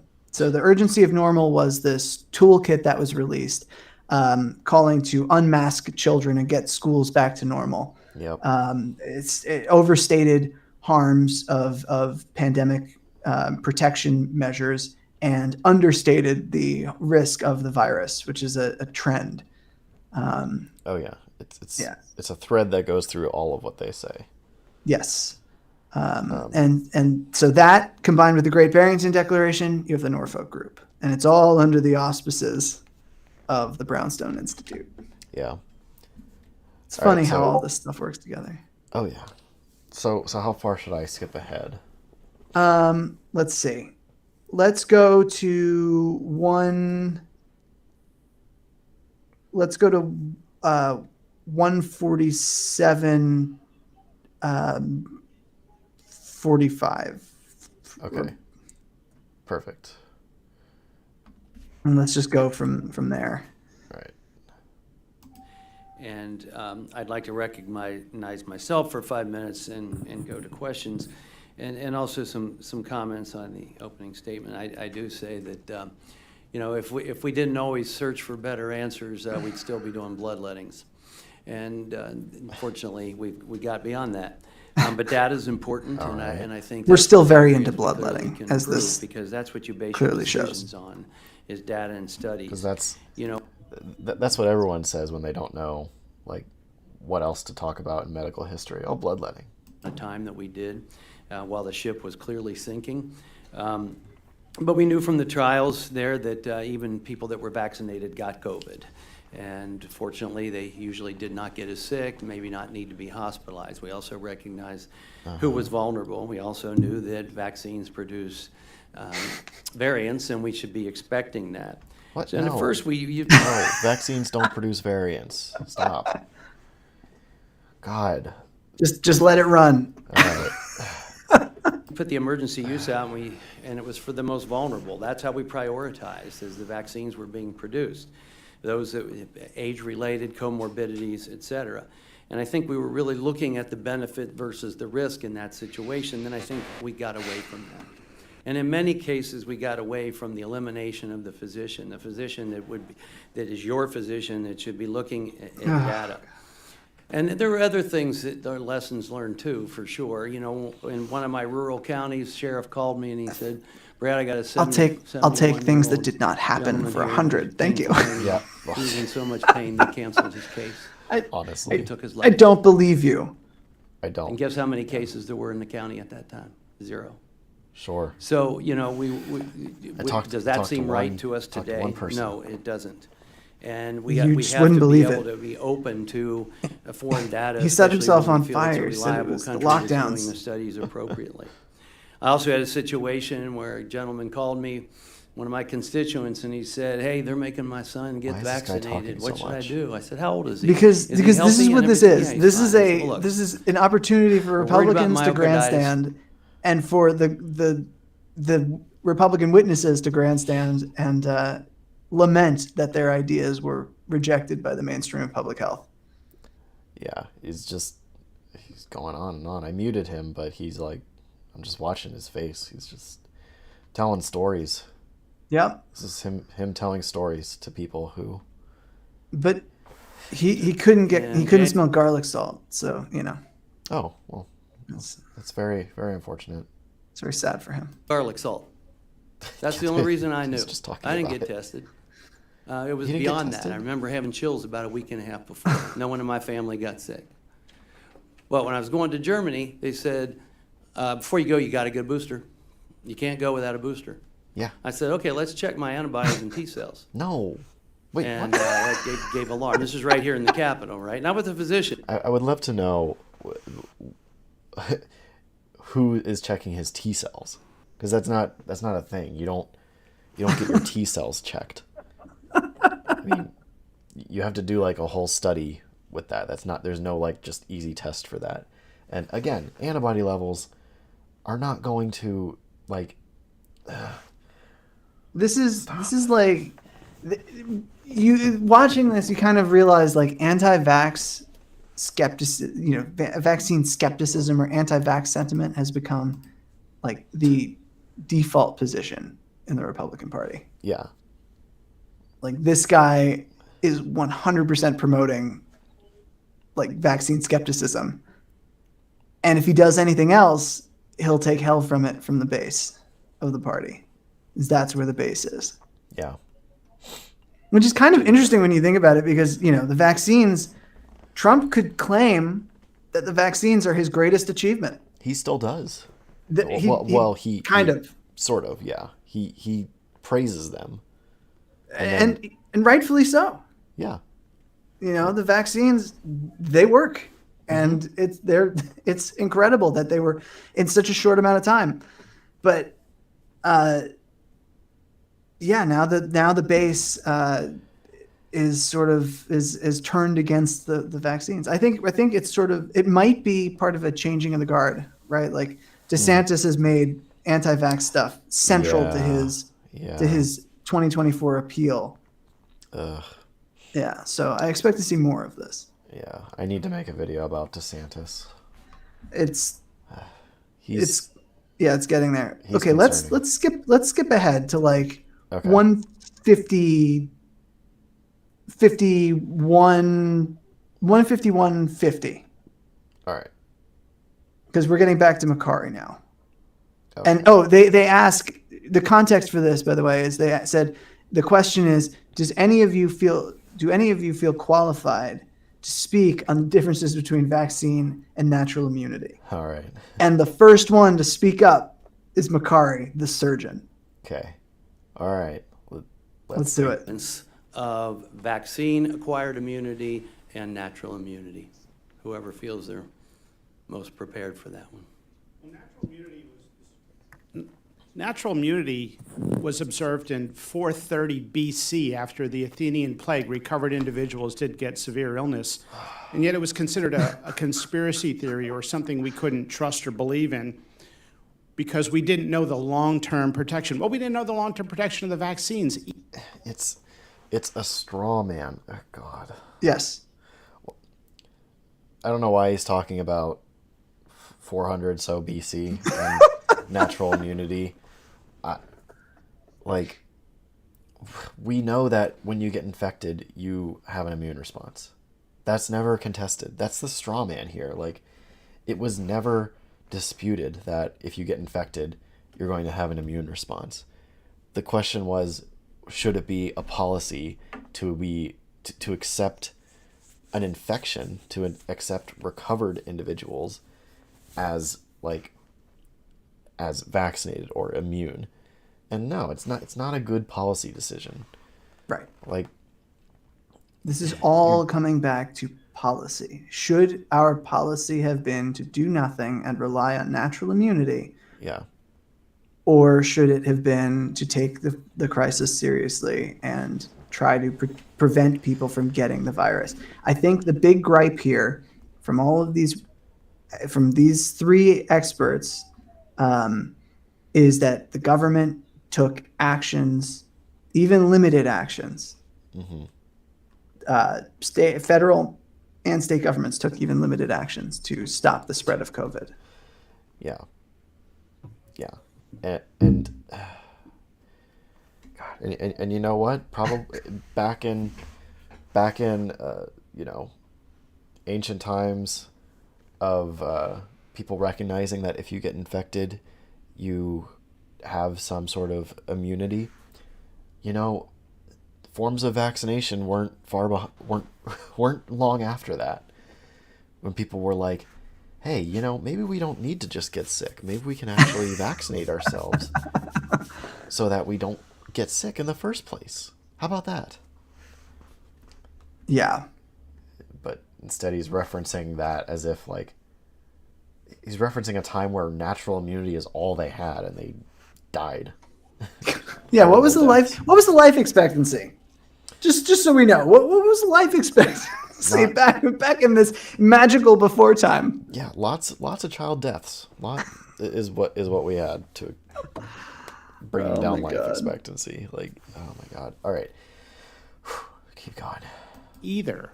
Yeah, where are you? Notice though, if we listen to practice on my screen. Oops.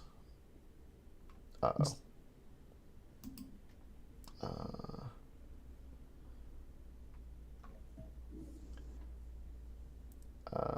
150, 151.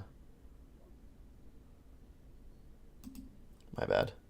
No problem. I'm at 152.42. But he asked physicians in ICUs the first year and a half of the pandemic, have you ever seen somebody now that healthy? we've sort of addressed all of their key claims, getting through all of them is not, they're not going to say anything that's remarkably new. They don't say anything new in the next. Not really. we've gone over the big claims, right? Bhattacharya is going to go on about how he was censored, and Kulldorff is going to blame vaccine fanatics.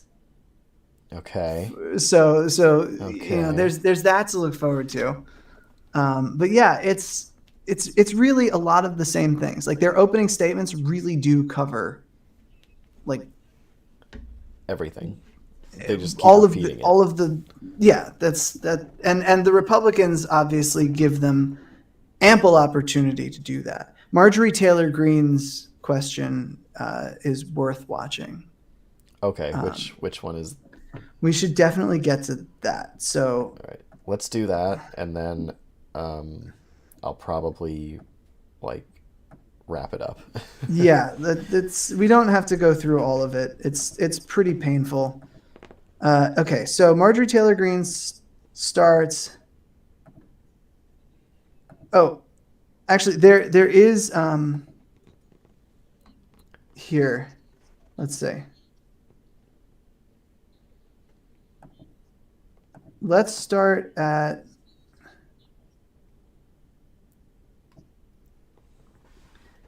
225:56. We can get to, I believe this is the point where Kulldorff gets asked, like Kulldorff promotes Sweden as like the model that we should follow. Great.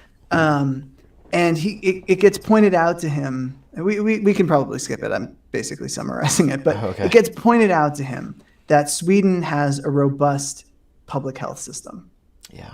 So, that because these guys they love Sweden. Oh, yeah. Sunetra Gupta helped in one of the co-authors of the Great Barrington Declaration, met with Anders Tegnell, the state epidemiologist of Sweden, and Sweden basically embraced the Great Barrington Declaration approach at first, which was yes, yeah. In the beginning of the pandemic, there was a point where Sweden had it was the worst per capita excess deaths. yes, It was either the excess deaths or the worst per COVID capita deaths. COVID deaths. per capita COVID deaths. And then after that, I mean, the thing is, Sweden didn't do nothing. They did have some public health measures, and also, like you said, they have a really good public health system, and also the countries around them did a lot. I mean, Yes. So, like, and not only public health system, they have a really robust welfare state as well. Like yeah. they have paid leave in Sweden. We do not have paid leave in the U.S. Right. And then after that, they had a really, really successful vaccination campaign. Right. So, I mean, over 85% of their elderly are fully vaccinated. I mean, Yes, and it's also worth pointing out that they have a lot of long COVID in Sweden as well. yeah. The data is not. It's certainly not. It hasn't been studied as thoroughly as it should, but there is definitely a lot of long COVID in Sweden. I wouldn't be surprised. Yeah. Emerging research suggests. So yeah, I mean, that's Kulldorff gets sort of hit with that, and we move on. Let's get to Marjorie Taylor Greene and then mercifully call this, because it's okay. So Marjorie Taylor Greene starts around 2:30. 2:30:41. Let's go there. 2:30:41. It's as close as I'm going to get it, and we'll just let it run.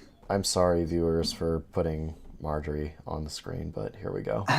Excess death, and Sweden has, together with other Scandinavian We're countries, starting with also had a very Kulldorff. light This is the approach to Sweden this, thing. the least excess death in the world. So we know that they did a very good strategy, and that was done by a leftist government. So it's not a right or leftist things.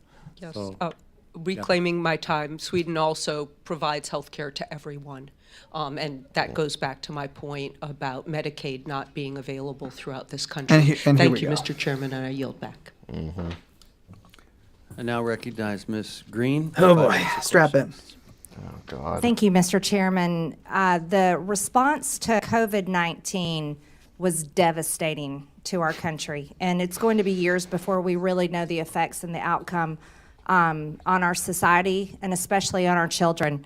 What it did to our children's math and reading Horrible. levels is horrific. School closures brought them to the lowest levels in years. English, 8th graders, math proficiency dropped by 7 points. Reading levels dropped by 2 points. But children in schools that were locked down saw declines in test scores up to 3 times greater than districts that had in-person learning for the majority of the school year. Children truly suffered, and masks were completely child abuse. Oh, God. Suicides. It was unbelievable to hear the numbers of suicides, but it was devastating to hear suicide numbers Suicides in young people. did not Suicides. The increase largest outside increase in the normal rate of parameters. suicides occurred suicides did among not males significantly ages increase 15 among to children. 24, an 8% During the increase. closures, they Suicide dropped. rates also increased for males ages 25 to 34, 35 She's to just lying. 44, and She's just 65 to lying. 74. But suicides were up at much higher levels because of Again. the shutdowns. Vaccines versus natural immunity. This is like was a book- a something bad that book we've report. never seen before. The data did not lie. Natural immunity is something that should have been trusted, but for some reason, all common sense and all knowledge went out the window. Researchers found I'll emphasize one more time, like, either they are saying that natural immunity should have just been the solution to the pandemic, which is just bonkers, or they're saying that you don't need to vaccinate on top of natural immunity, and both are just wrong. I mean, we knew very early on that, I mean, it was talked about in the media, this term hybrid immunity.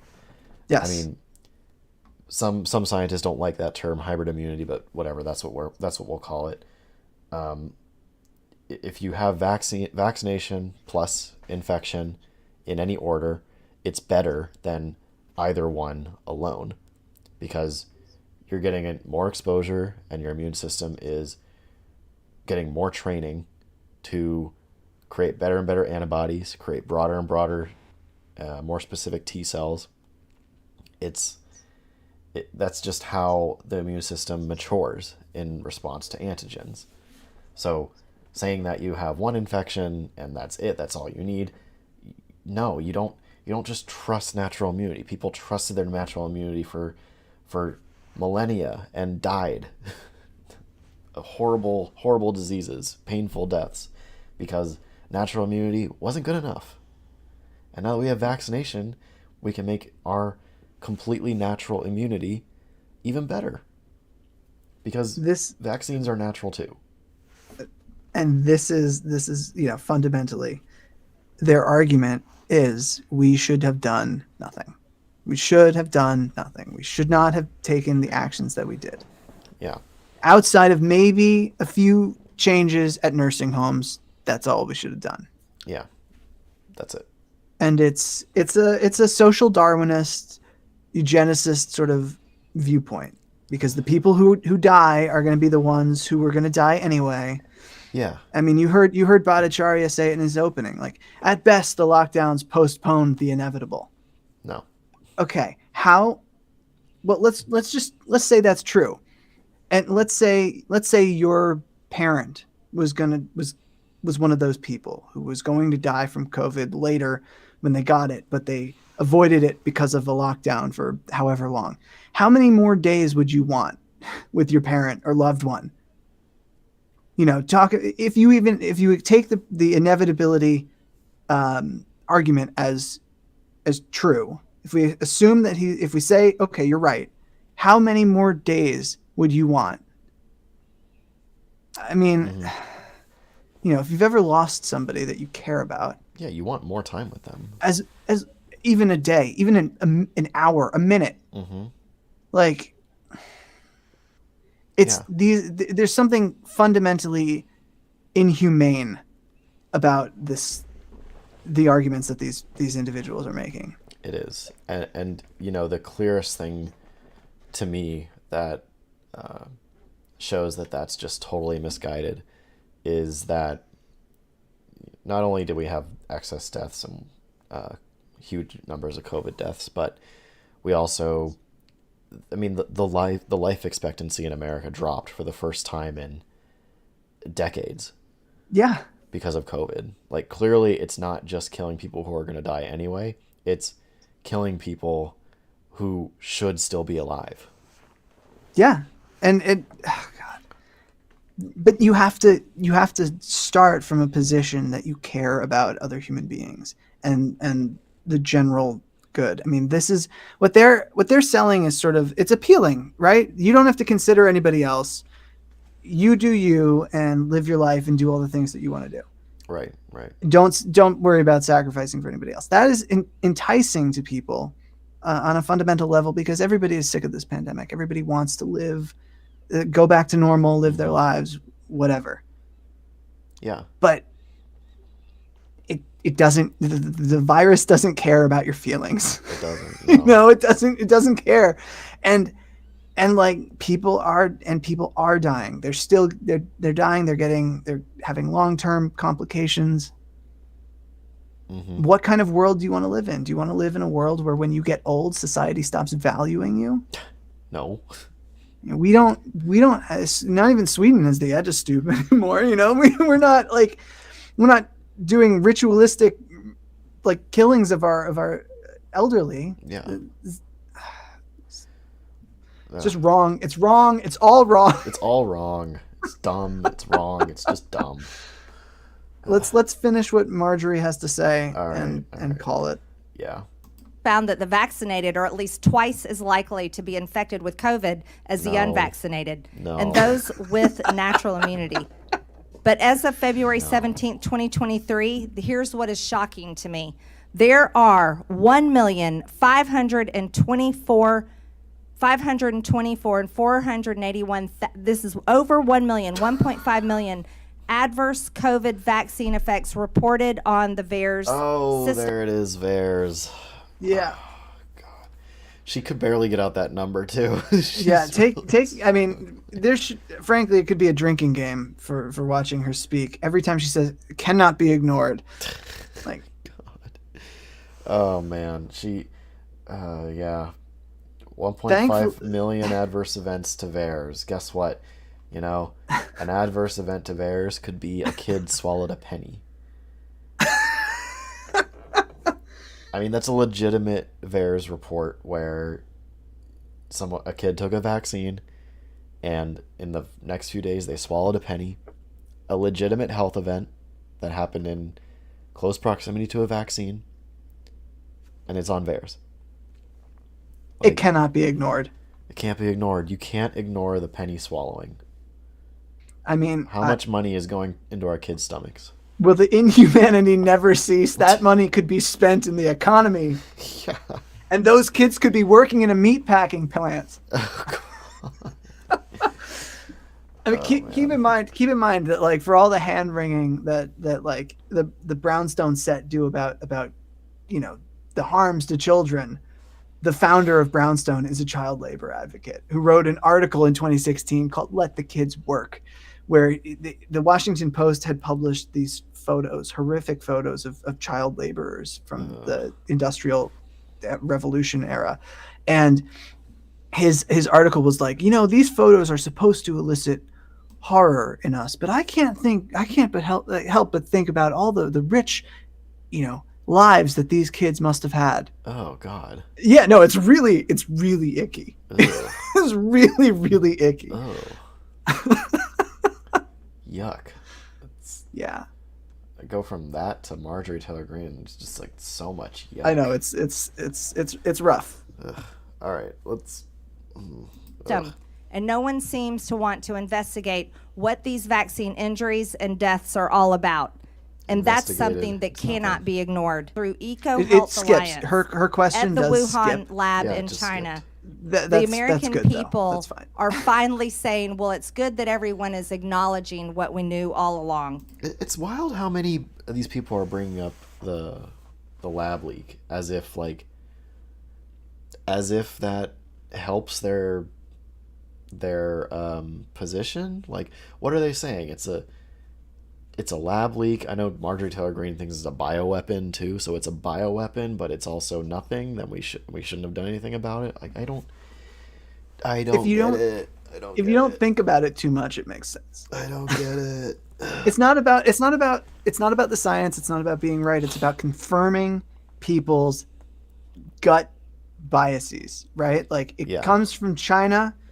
It's the whole point of the lab leak, by the way, was initially was this was an attempt to undermine Donald Trump's reelection chances. Yep. And you know, that's largely kind of what it still is. I mean, yeah, the lab leak thing is just like, it's very politically driven. There's a lot of motivation to shift blame completely onto China, which it's weird because you could argue that that's what the natural origin scenario does too, where China has this $80 billion exotic meat trade going on, and it involves animals that carry coronaviruses, among other potentially infectious agents that can jump to humans, and they're exacerbating the risk by having that industry. I mean, you could make that argument. It's not really fair to say because most countries increase the risk of the exact same thing happening with their meat industries. But it's just like, but of course they have to pick the more sensational thing. So Right. It's weird. I don't think there's just I just don't think there's much thought at all put into this stuff. No, it's gut feeling. All right.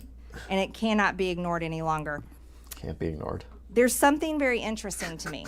Dr. Bhattacharya, you took to Twitter and opened an account, and you have a bio that speaks for itself. You took your expertise in your field to try to between the old and the young. Tweet that got you permanently banned on Twitter. So I was All right, she's talking about the tweet that got him banned, Banned. even though he came back and now he has more followers than ever. Well, he never went away.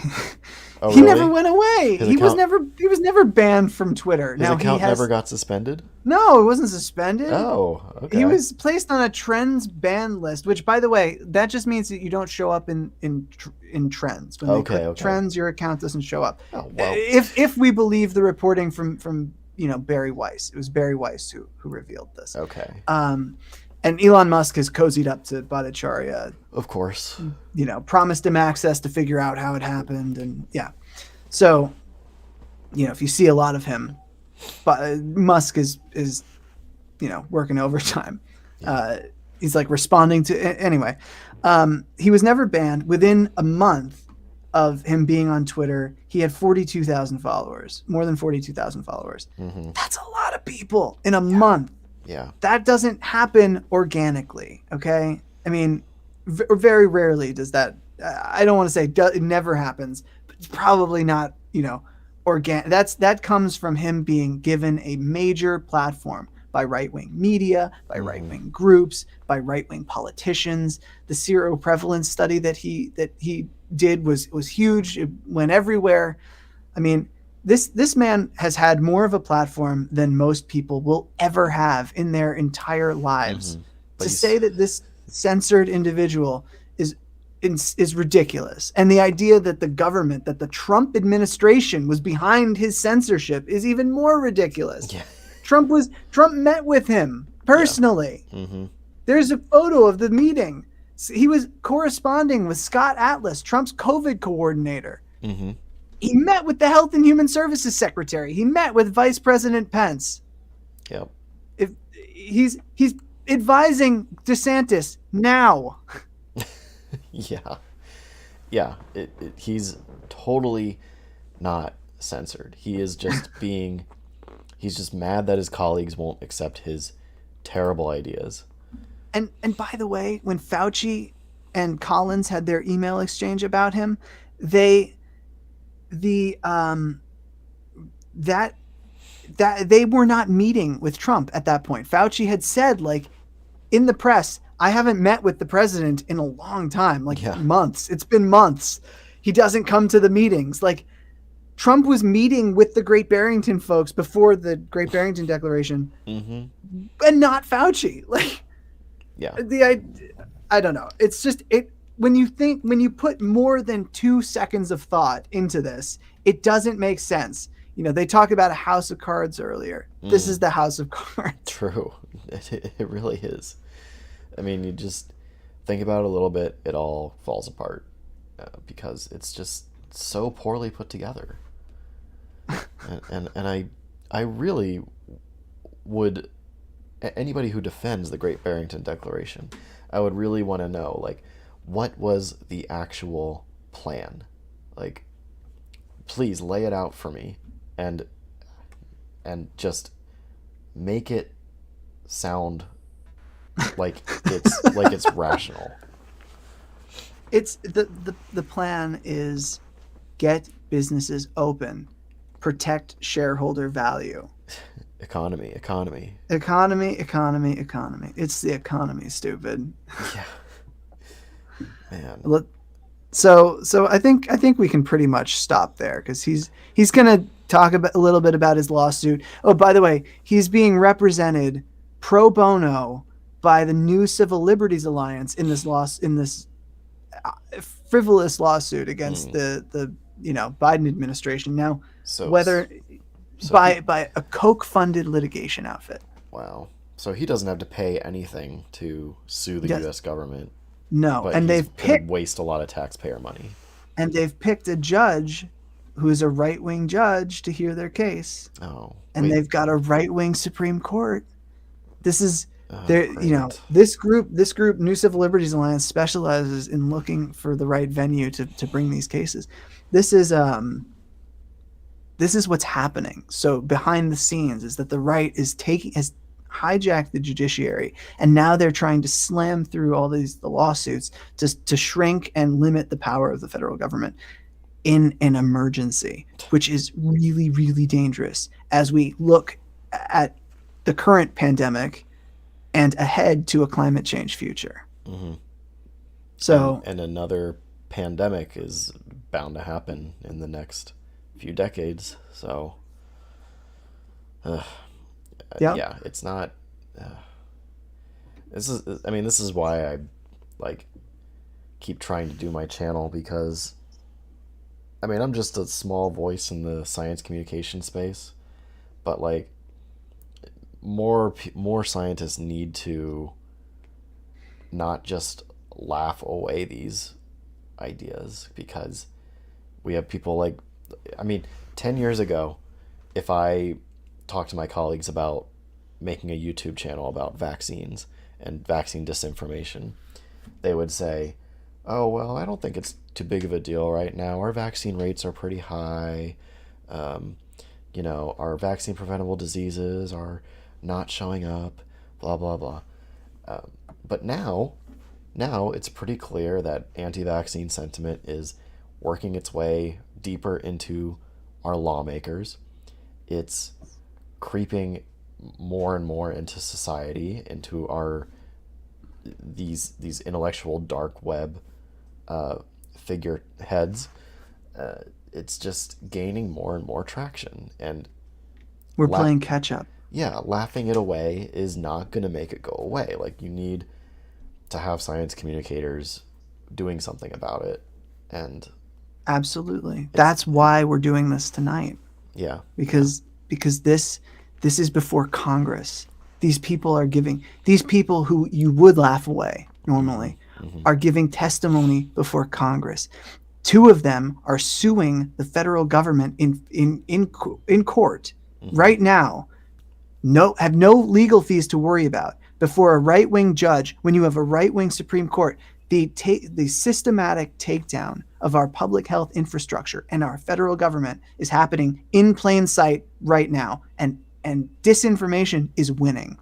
We are playing catch up. It is a serious issue.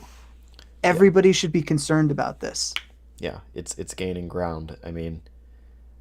you can't, you can laugh it away until, you can only laugh it away until, like, states like Florida start trying to ban mRNA vaccines, or Idaho starts trying to ban any mRNA product. It's like, it's insane. And once it gets to that point, it might be too late to stop those laws. So we are fast approaching a point probably where the federal government is going to have to make sure that this technology remains legal, because you can, that's the big issue when you boil everything down, you get to the root. Fundamentally what needs to happen is the federal government has to backstop what's happening. That we need Congress to intervene so that states like Florida can't go rogue. We need a functioning Supreme Court so that states like Florida can't go rogue. And I don't know that we have the willpower in DC today to do that, because of this money issue, because we've got an aging class of politicians that doesn't understand what's happening. I mean, we didn't go through the Democratic questions. We highlighted one. We watched one part where the Democrats said, pushed back on Kuldorf. But I want to stress that is the exception, not the rule in this hearing. These people were able to testify before Congress and say whatever they wanted with very little pushback, with total corroboration from the Republicans on the dais. I mean, this is a fight. it is. And it's one we're losing, and that's very dangerous. Yeah. I mean, I will say that, it's not lost. We're not in a terrible spot, because I think most people don't believe this stuff, don't entertain this stuff, but they are gaining ground, and that is not good. Someone just asked if they can cut a clip of this and post it with attribution. Yeah, of course. Clip this, share it. I don't mind, as long as you just, say it's from my channel. I'm totally cool with it. Get the word out, but definitely give credit where due. Yeah. I want to thank you for taking the time. I mean, it's been grueling. It's been an emotional journey, I think, for both of us. Yeah, I mean, they brought up a lot of stuff that I feel very strongly about, and that the data are clearly in disagreement with. But thank you for joining me in this as well. This was, for how much of a slog it is to watch this kind of content. It's nice. It's nice to do it with someone, and it's fun. Yes. At some level, it's fun. Yeah, absolutely. But yeah, all right, let's go ahead and wrap it up. It's 11:20 where I am now, and Same. yeah, I got to get up with my daughter in the morning and then boy. go to work, and it's gonna be a busy day for me tomorrow. So yeah, let's go ahead and shut this down. Thanks to everyone for watching. I think I saw like 1 or 2 super chats. Thank you to those who did that. As always, you don't have to do that, but I appreciate it. You help pay for my kids' diapers. But yeah, thanks again, and take care, everyone. And Walker, we'll be in touch. We'll be in touch more, I'm sure. Absolutely. All right. See ya. All right, I ended this